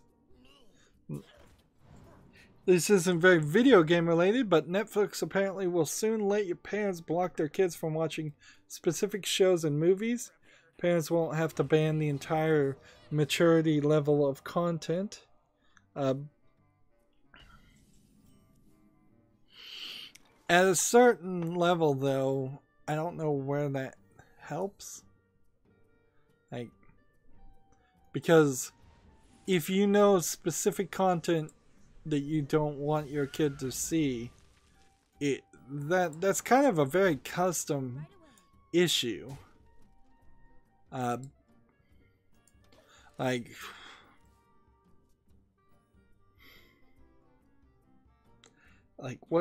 is a good example here? If your kid was, say, obsessed with the Saw movies, and you blocked all the Saw movies, but you let him watch every other movie that was at that level, they could just go watch what is Hostel. I don't see the real reason there. Maybe on the other side of it, though, perhaps this is for parents that want to ban their kids from watching kids shows that have, say, magic in it.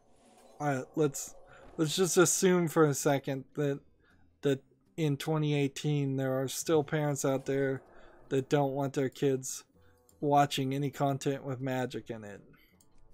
Then that might make a little bit of sense.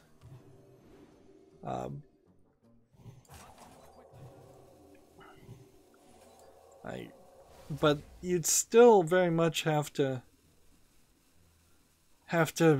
filter out so many different things, and so many things appear and disappear on Netflix. It seems like it's crazy.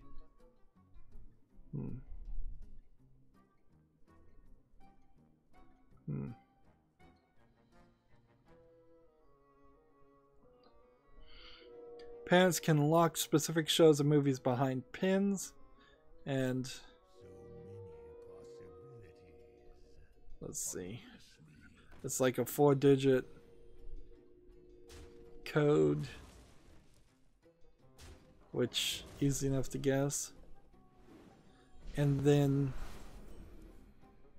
like the example picture here they have is the fundamentals of caring, which I don't know why that would be picked. and you have to type in the name.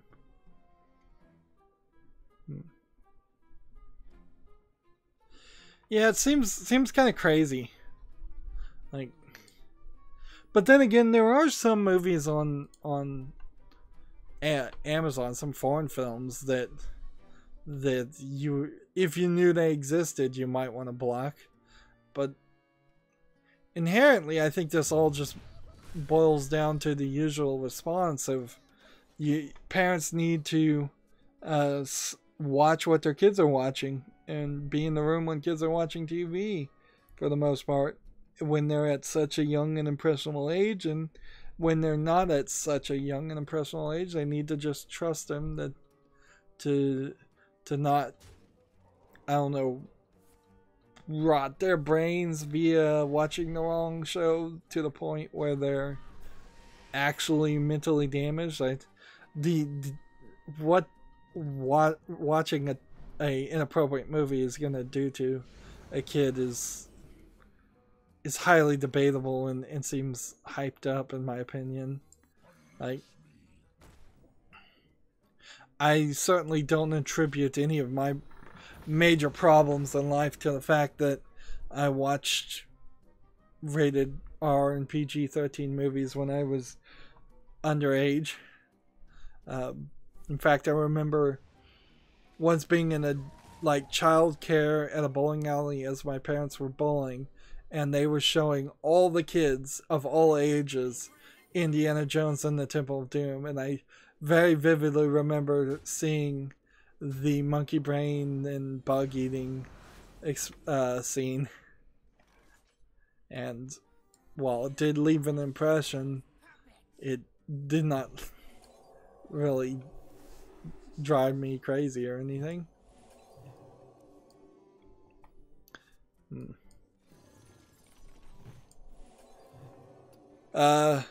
Totally not video game related, but Amazon has stopped selling Nest products because they're upset with Google.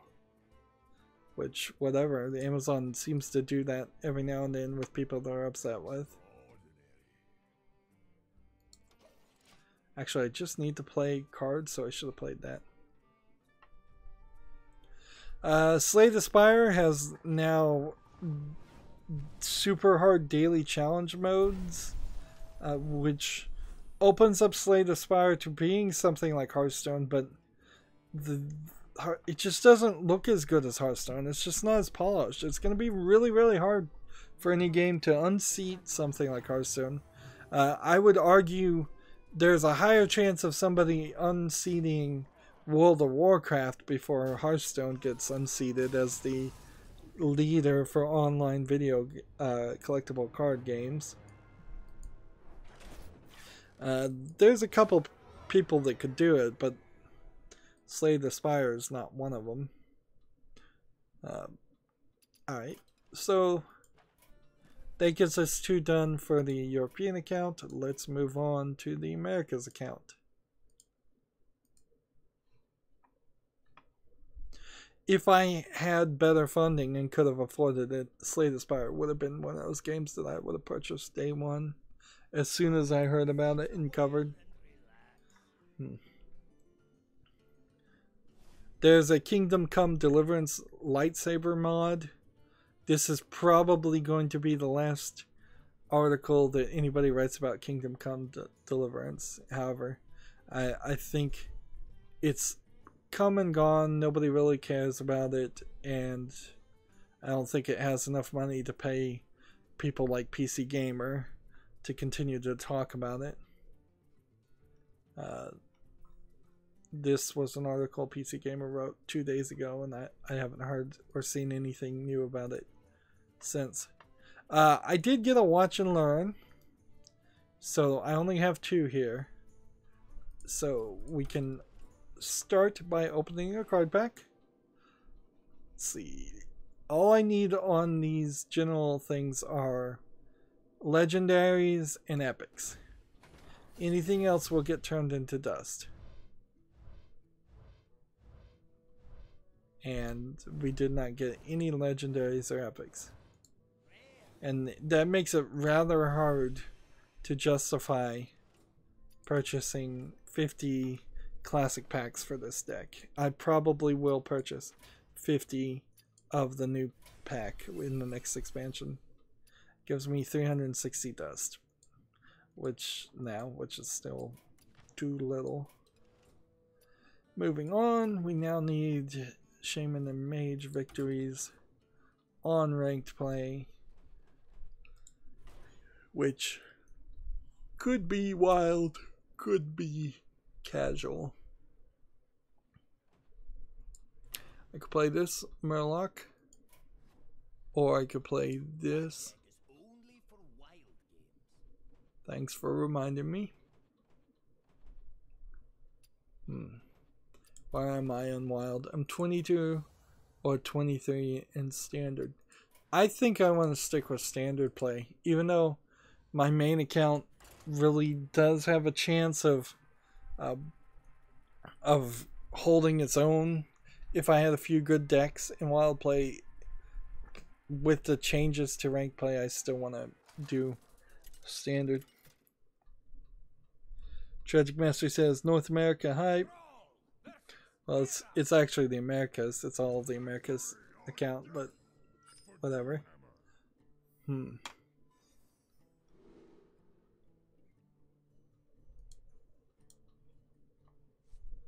Let's see. We want to trade this one, I guess.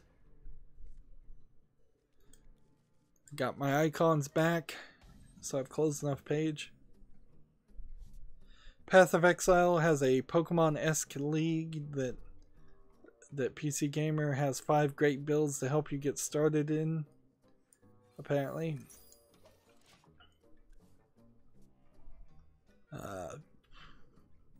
I'm not really interested in Path of Exiles.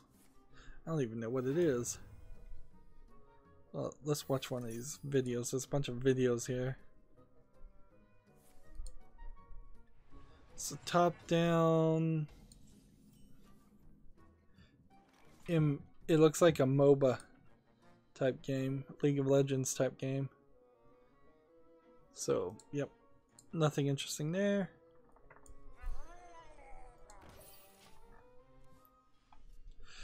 Square Enix teases a Valkyrie profile Lilith re-release with a new trailer. In 2018, the goddess descends as the quote. This is a PC Gamer article. The original game was released in 1999 according to the trailer.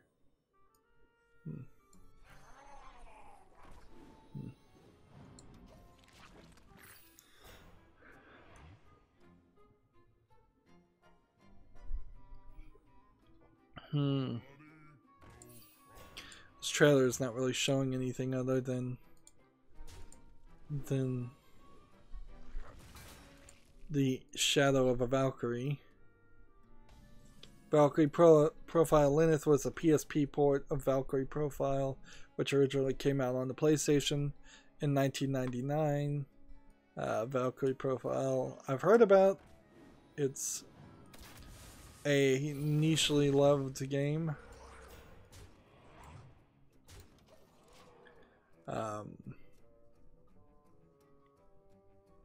The problem here that even PC Gamer is mentioning, and they really only took this entire article from Gematsu, is 2 recent other JRPGs came out and they were not good, in Secret of Mana and Chrono Trigger.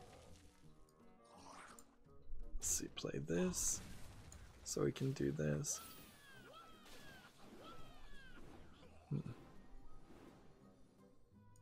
So we can do that. There we go. The original Valkyrie Profile Lilith game was made by Tri-Ace, who also made the Star Ocean series. So, I guess we'll wait for more news. Yeah.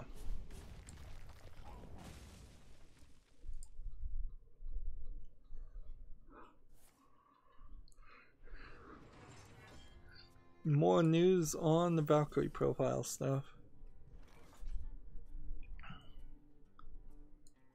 One of the things that I just thought of that might help my channel is when I watch a video and other people watch a video and you see a recommendation for one of my videos.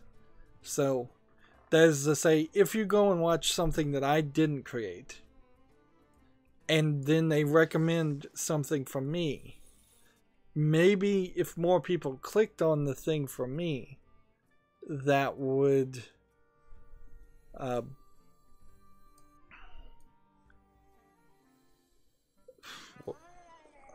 am I trying to say? That would cause the YouTube algorithm to recommend my channel more. That could have been the thing, come to think of it, that pushed me over the edge.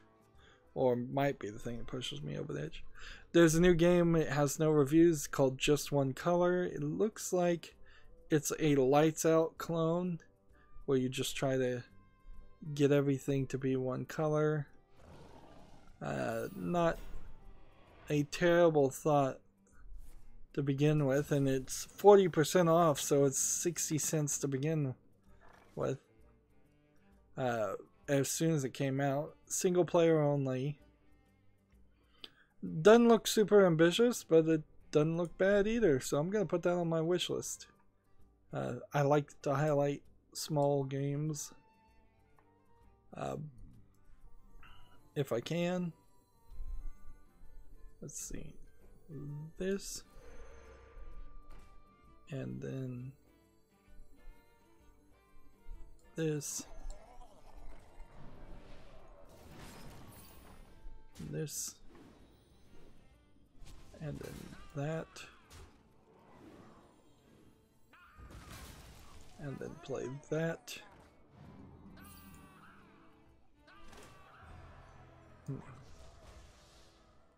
And I've got this in the bag. Gearbox has this new publishing blog, or, well, it's actually publishing blog 6, so there was 5 of them, and it's just the publishing department of Gearbox talking about what they're doing. So the Steve, no last name, is listed as the head of publishing. His quote here is, "So our first Nintendo Switch title is announced just now, and just as everyone else making games also seems to be intent on giving Switch a try. It's really quite exciting to see so many third-party developers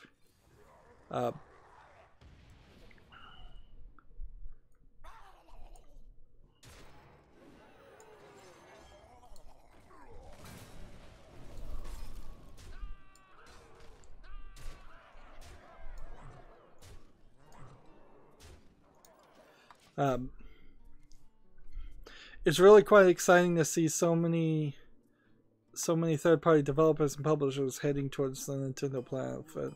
Now we just gotta figure out how to make the cartridges instead of discs. I think they're different. Do we have a guy on that problem here?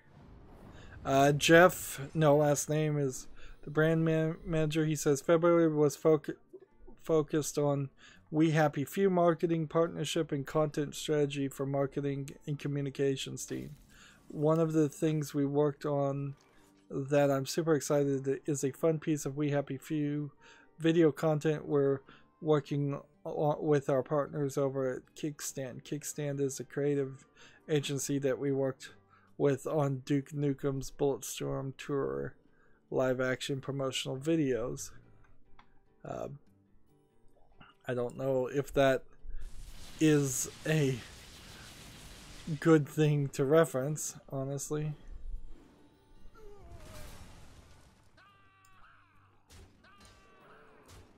Let's just take our victory here.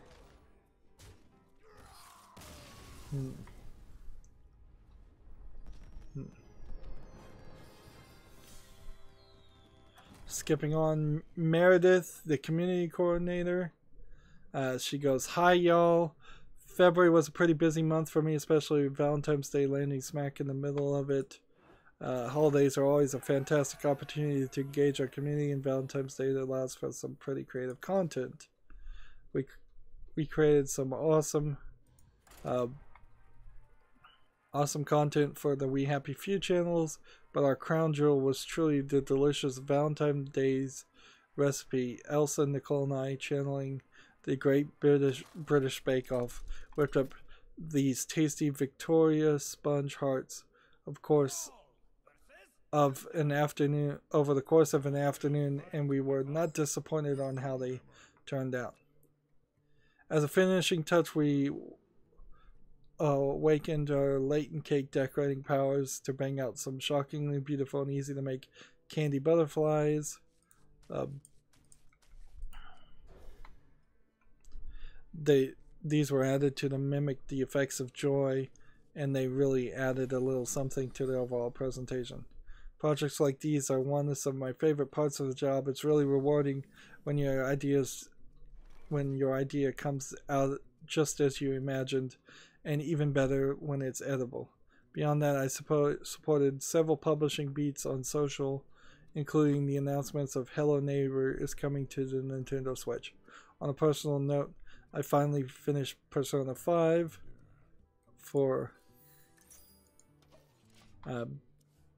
which I've been obsessively playing every weekend since Christmas. Now that I'm done, I'm trying to relearn what it's like to be a responsible adult. Wish me luck. So what's interesting here for this publishing team is one person talks about what there actually sounds like work. The other person talks about what sounds like work they handed off to a third-party advertising company to do most of.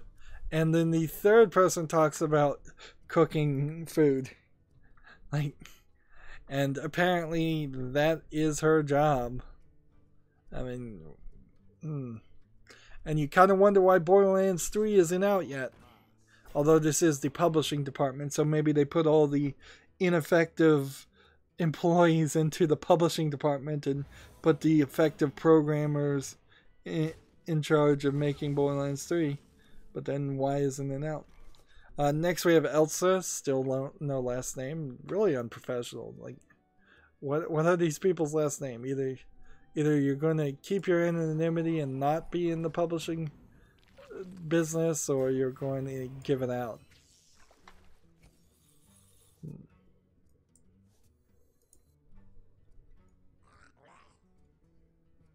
Let's go ahead and hit this, I suppose. Elsa, the new media manager, says, "Happy February. A lot can happen in such a short month, but thankfully February gives us a reason to cope via the consumption of a whole lot of sweets, especially the ones we whipped up for We Happy Few's Valentine's Day content block. This was by far my favorite of our We Happy Few recipes." What's also very interesting here is I didn't see any of this advertising for We Happy Few. I haven't seen any advertising for We Happy Few in months. If that tells anybody anything, they're not getting their message out. And my attitude and opinion of We Happy Few is that it's an unfinished early access game trying to sell itself like it's a finished game. And I thought they took it off of sale or something like that to work on it some more. Moving on, I guess. Also made some moves behind the scenes. We're talking new influencer management platform for a spin, which will allow us to better communicate with the awesome folks that create video content and streams for our games. Which, okay, we'll see if that affects me in any way whatsoever, as a YouTuber who may at some point get around to playing Borderlands 2. I should get around to playing Borderlands 2. I like that game. If you're interested in making your way onto our influencer list, feel free to drop me a line at Elsa Rock Doc on Twitter. No, I guess I'm not really interested. Like, that I don't want to call myself an influencer for the first part of that, and secondly, if I did apply, I'm just setting myself up for some frustration because they'll just say you don't have enough subs for us to care. Or they'll send me a free game, which is not what I want at all. I don't want to have to put, I got this game for free, and thus it's sponsored content now. On a personal note, I was able to secure a date for my PhD dissertation defense. This is a presentation where I tell my committee about the work I did looking at gender in music games. Okay. I'm going to gracefully overlook that our PhD is looking at gender in music games and move on. Things I learned, limitations, contributions to my academic field. And then they grill me for the better part of an hour.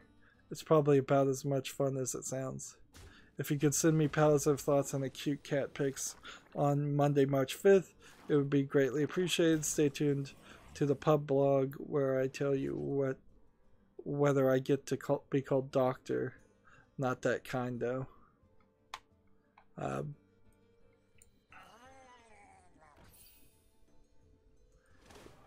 Let's play this, I guess.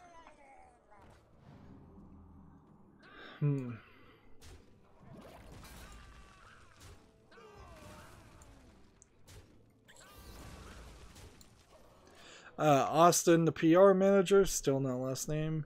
He starts his letter, "Hey!" exclamation point. That's crazy. It's also probably crazy that I'm reading all of these. This month has finished the marketing plan for We Happy Few, figured out what events it will be attending, and started planning the marketing for an unannounced project that involves going one-on-one with other players. Oh, so not Battleborn then? Like, I don't think you can do something along the lines of Overwatch where it's one-on-one. Yeah, I don't think that works.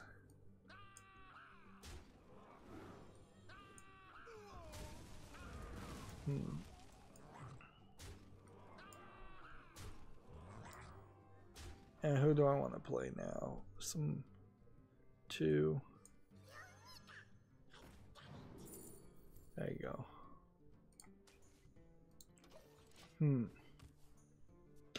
go. Making marketing plans is a fun task, but it requires us to take a step back and analyze the game from an objective view. To drop a fancy marketing term, we conduct what's called a SWOT, S-W-O-T analysis: strength, weakness, opportunity, and threats, to help us know what features we should highlight and to what degree, depending on the market and how it's trending.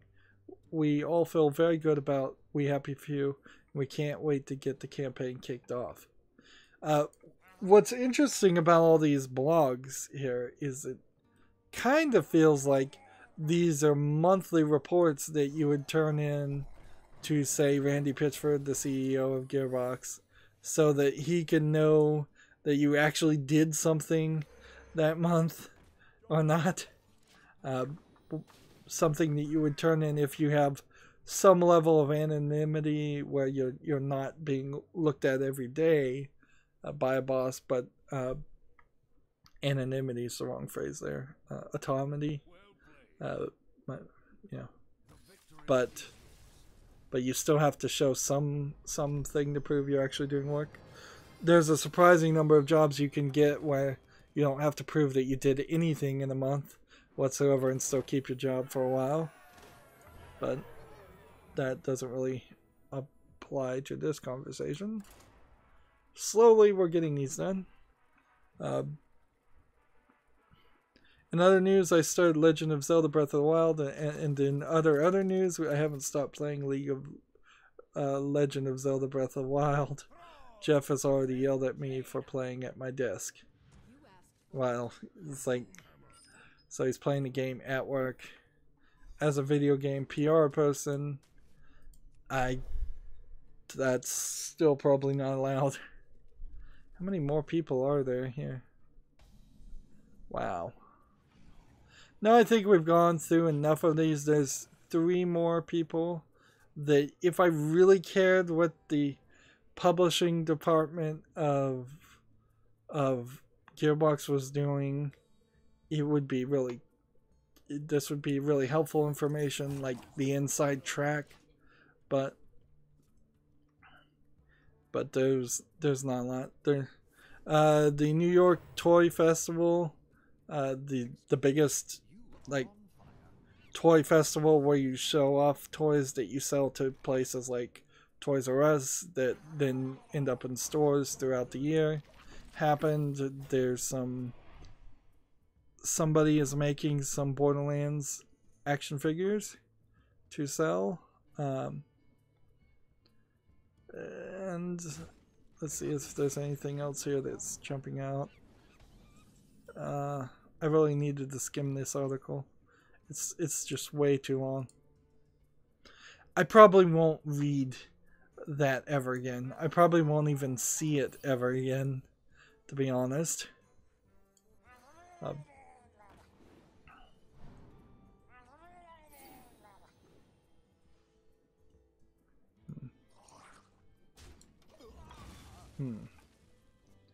PC Gamer has an article. Skyrim artist reveals he modeled the look of the game's giants on his dad.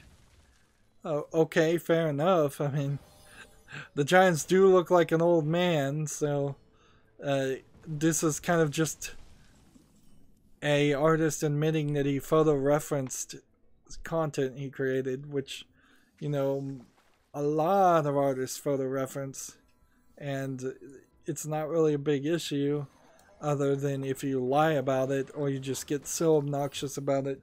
Like, there's some comic book artists that photo reference, and they basically are tracing pictures of famous people as background characters.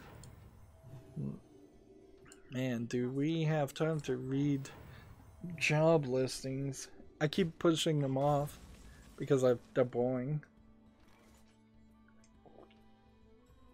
And if I'm saying they're boring, maybe I shouldn't do the job listings at all. I guess it eventually just boils down to how much time do I have left.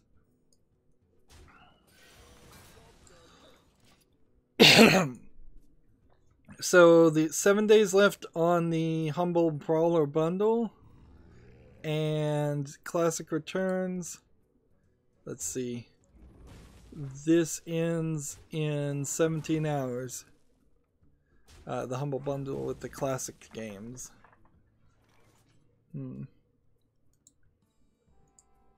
It's a shame I'm gonna miss out on that one. Let's see.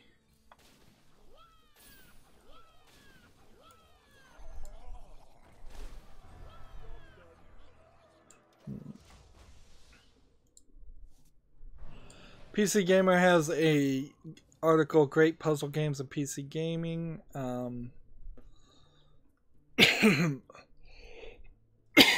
Excuse me. I got a tickle on the back of my throat. They're mentioning specific puzzles in specific games. For instance, the insult sword fighting in Monkey Island, the time traveling in Sam and Max Beyond Time and Space, which I don't recall that being the greatest puzzle ever. The introduction of Leisure Suit Larry 7, Love It for Sale, SAIL. The environmental puzzles in The Witness, which those were kind of cool. The Crypto Linguine Sticks and Fez. The Fire Marbles in Ribbon. I don't remember this puzzle. Oh, and I'm going to get around to playing Ribbon pretty soon, so that's going to be bad. The Cherry Tree and Day of the Tentacle, decent point click puzzle. The Jindosh Riddle in Dishonored 2. And The Truth in Assassin's Creed 2, which I highly disagree on that one. I do not feel like that was a rewarding puzzle, nor do I feel like those puzzles were very good.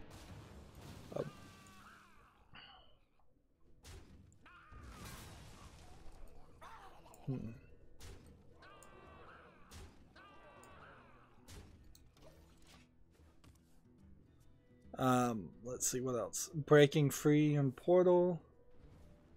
that the whole second half of Portal is a great puzzle. Alright, let's go back to Twitter before I start looking at job listings.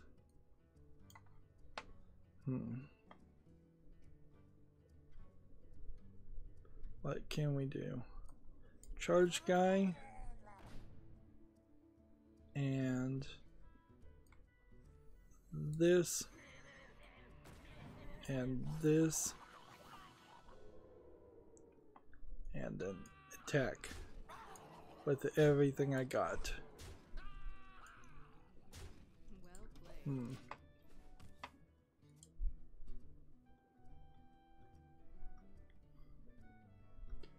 Let's see. Giant Bomb just did Metal Gear Survives review. What did they give it? 2 out of 5 stars. That's a pretty low score for Giant Bomb.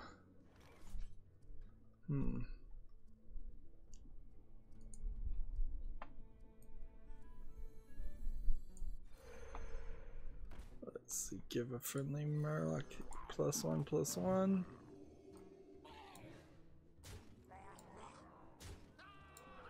Victory.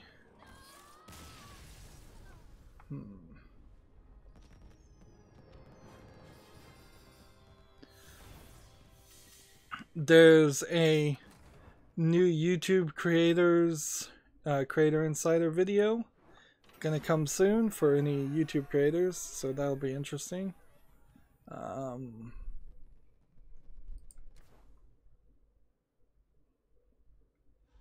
2 more victories and some more spells need to be played.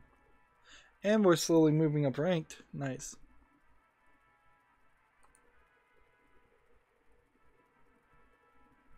What in the world is this game? Apparently there's a game on itch.io called Legend of the Hand that's 30% off. It is the weirdest combination of bad hand-drawn animation and weird imagery I will see, at least for today, I imagine.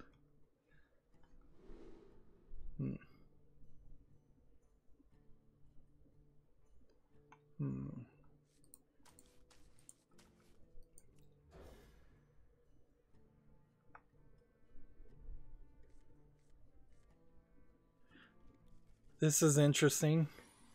Telltale liked a post from Girls Behind the Games, and the post is, "Hey, everyone at BioWare here with a takeover." So all the women from BioWare, a division of EA, are taking over the Twitter account for a while of Girls Behind Games, and Telltale likes that. Which tells me I'm following too many video game companies.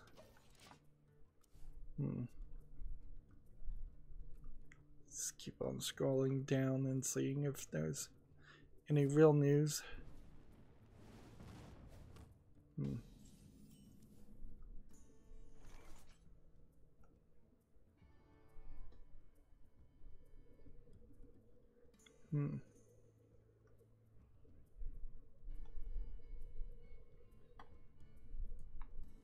Let's see, what do I want to play? Something like this to start with.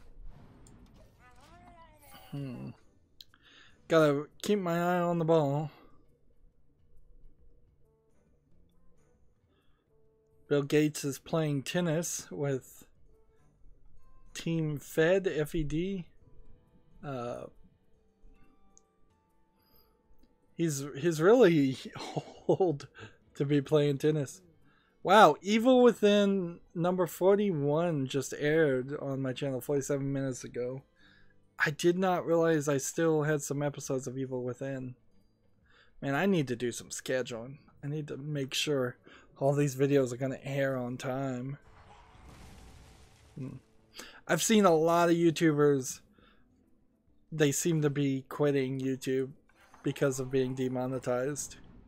Would be my guess. More than just a random collection of people who are tired of it and leaving. Let's see.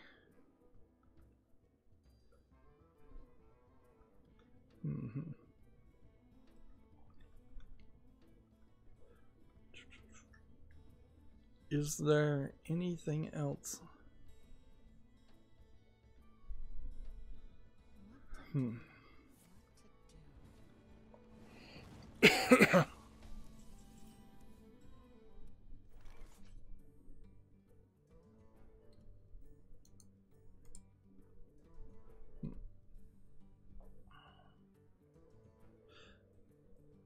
Like, was Ditto the game? No, that's not the game I recently played. I don't remember what the name of that game was, though. Maybe it was called Ditto.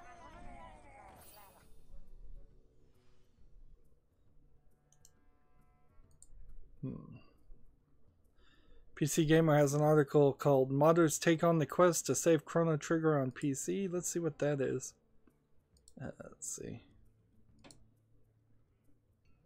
A week after Square Enix released an embarrassing PC port, the community is hard at work setting it right. Come on. Attack and end the turn. Pay attention here.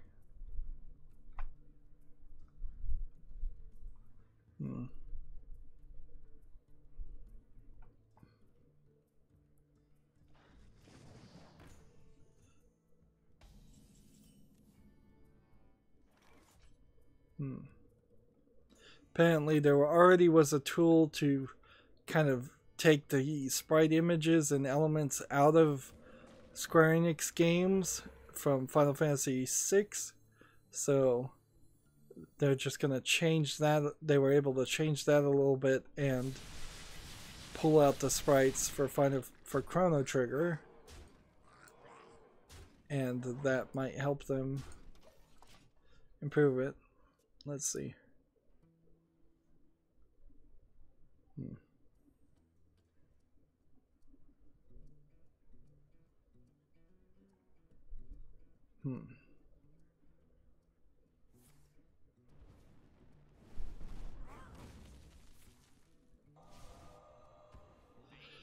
First, there's a bilinear filter running on top of the whole game, including the UI. You see that?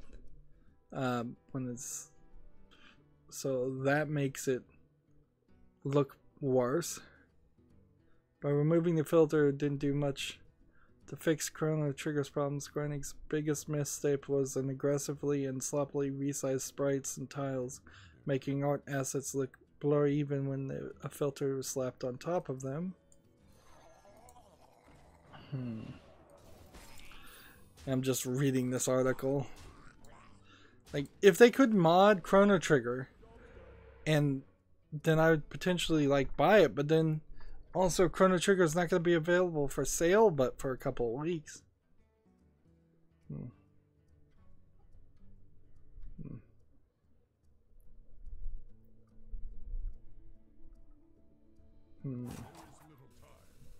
Well, I'm just going to scroll down this.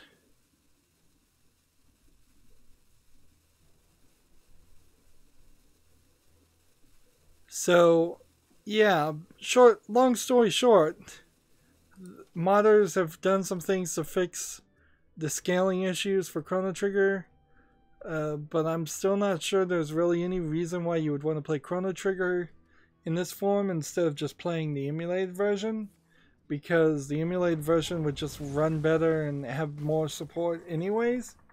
And unlike Secret of Mana, where there was new 3D assets and voice acting and things, I don't believe any of that actually happened with the release of Chrono Trigger. It's just an upscaled version of the mobile port. So I think it's probably a waste of time to even try and buy the game and then mod it to fix it.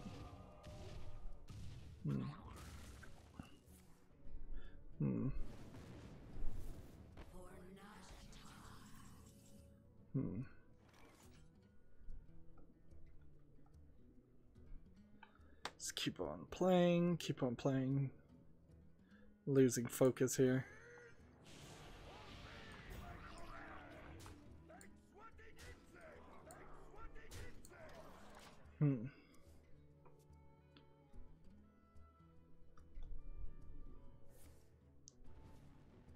Play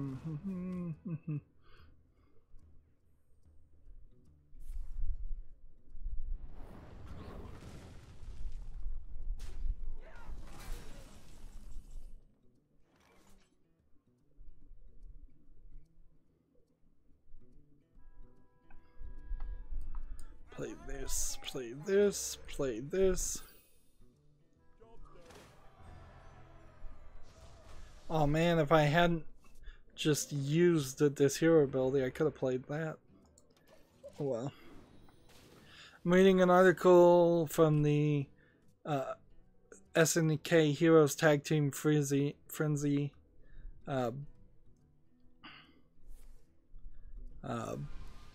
And the developers are talking about it.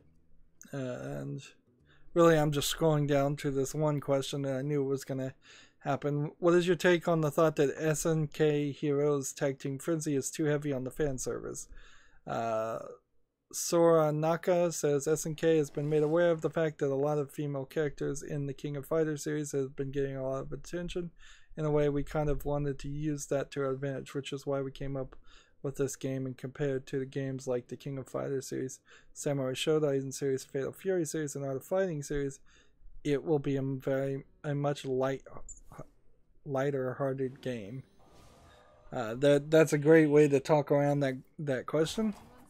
And then Schroed says, from the NIS America point of view, which will be the American distributor.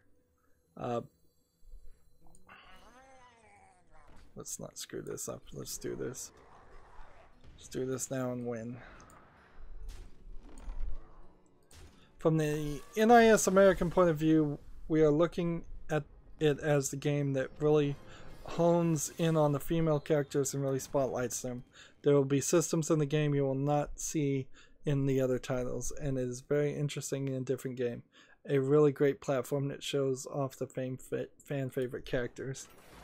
Well, this is a much better response than the Kotaku article that basically asked him the same question.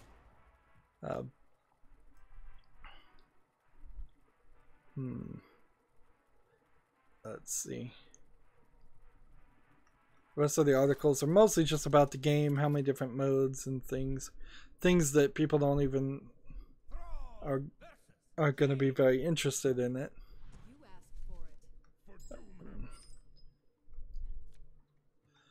Probably a little too much reporting about this game, honestly. It's just an SNK fighting game.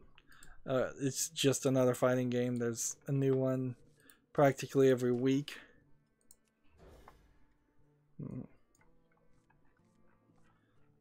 And my Twitter timed out, so I don't know if I'd seen everything or not as far as news articles, because I got distracted.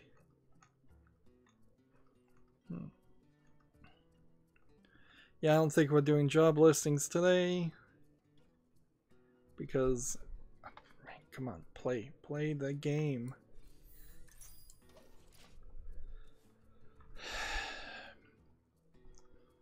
I'm pretty distracted today, clearly. That's part of the problem. Lara Croft will be available in Final Fantasy Brave Edition for a limited time starting March 9th. Brave Edition, Final Fantasy Brave Edition is, I believe, the cell phone game.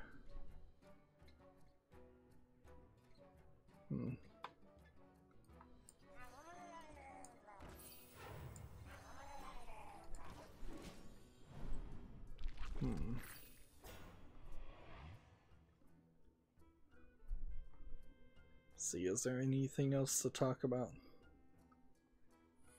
Any more news?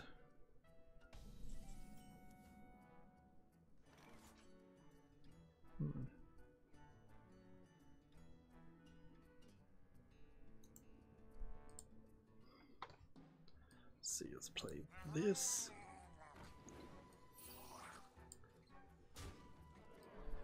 So this is Ice Block, almost certainly.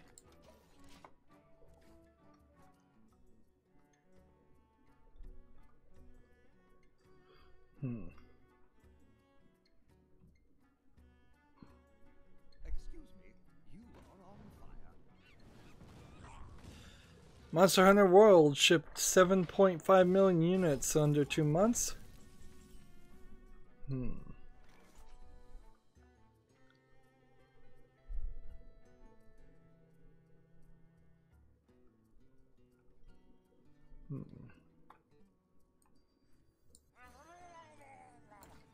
Play that and that and keep on attacking. I don't even know if I need one more victory or not. I should look.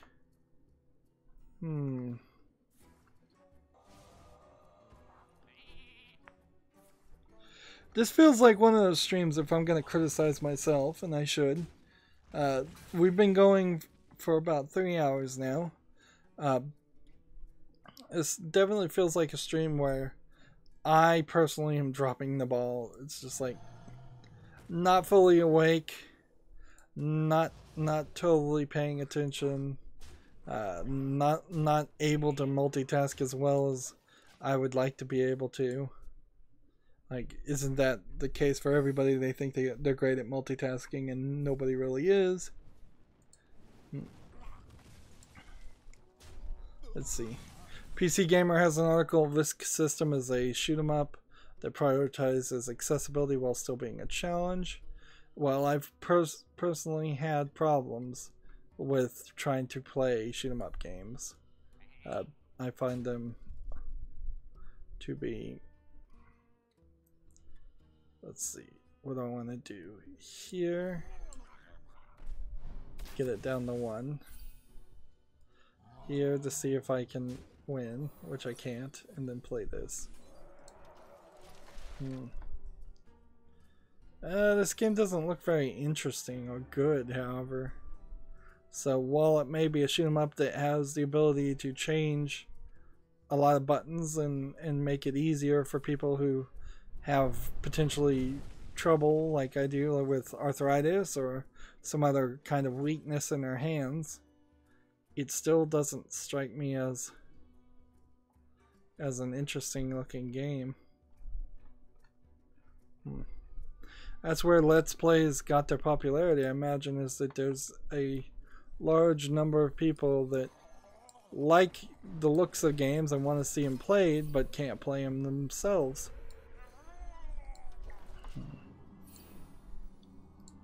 Let's see. Let's just close these job listings.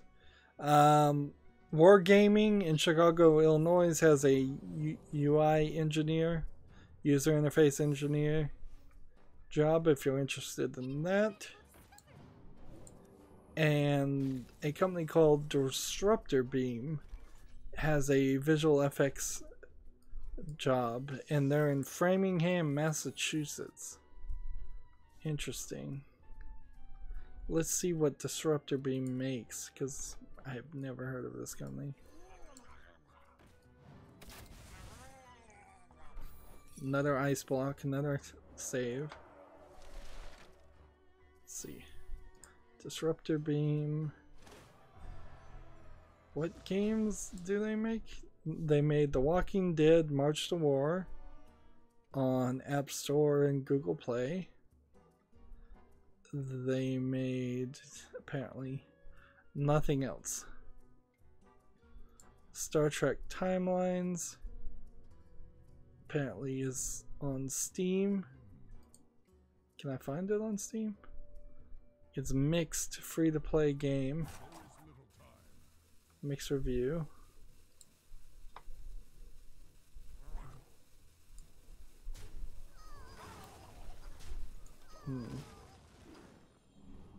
And Game of Thrones Ascent, which is App Store and free-to-play. So you kind of know what kind of games you're going to make. Licensed games if you work for Disruptor Beam. Let's see. Close that.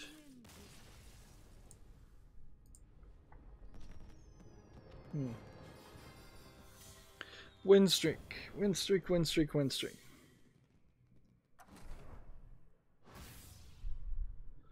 Let's see.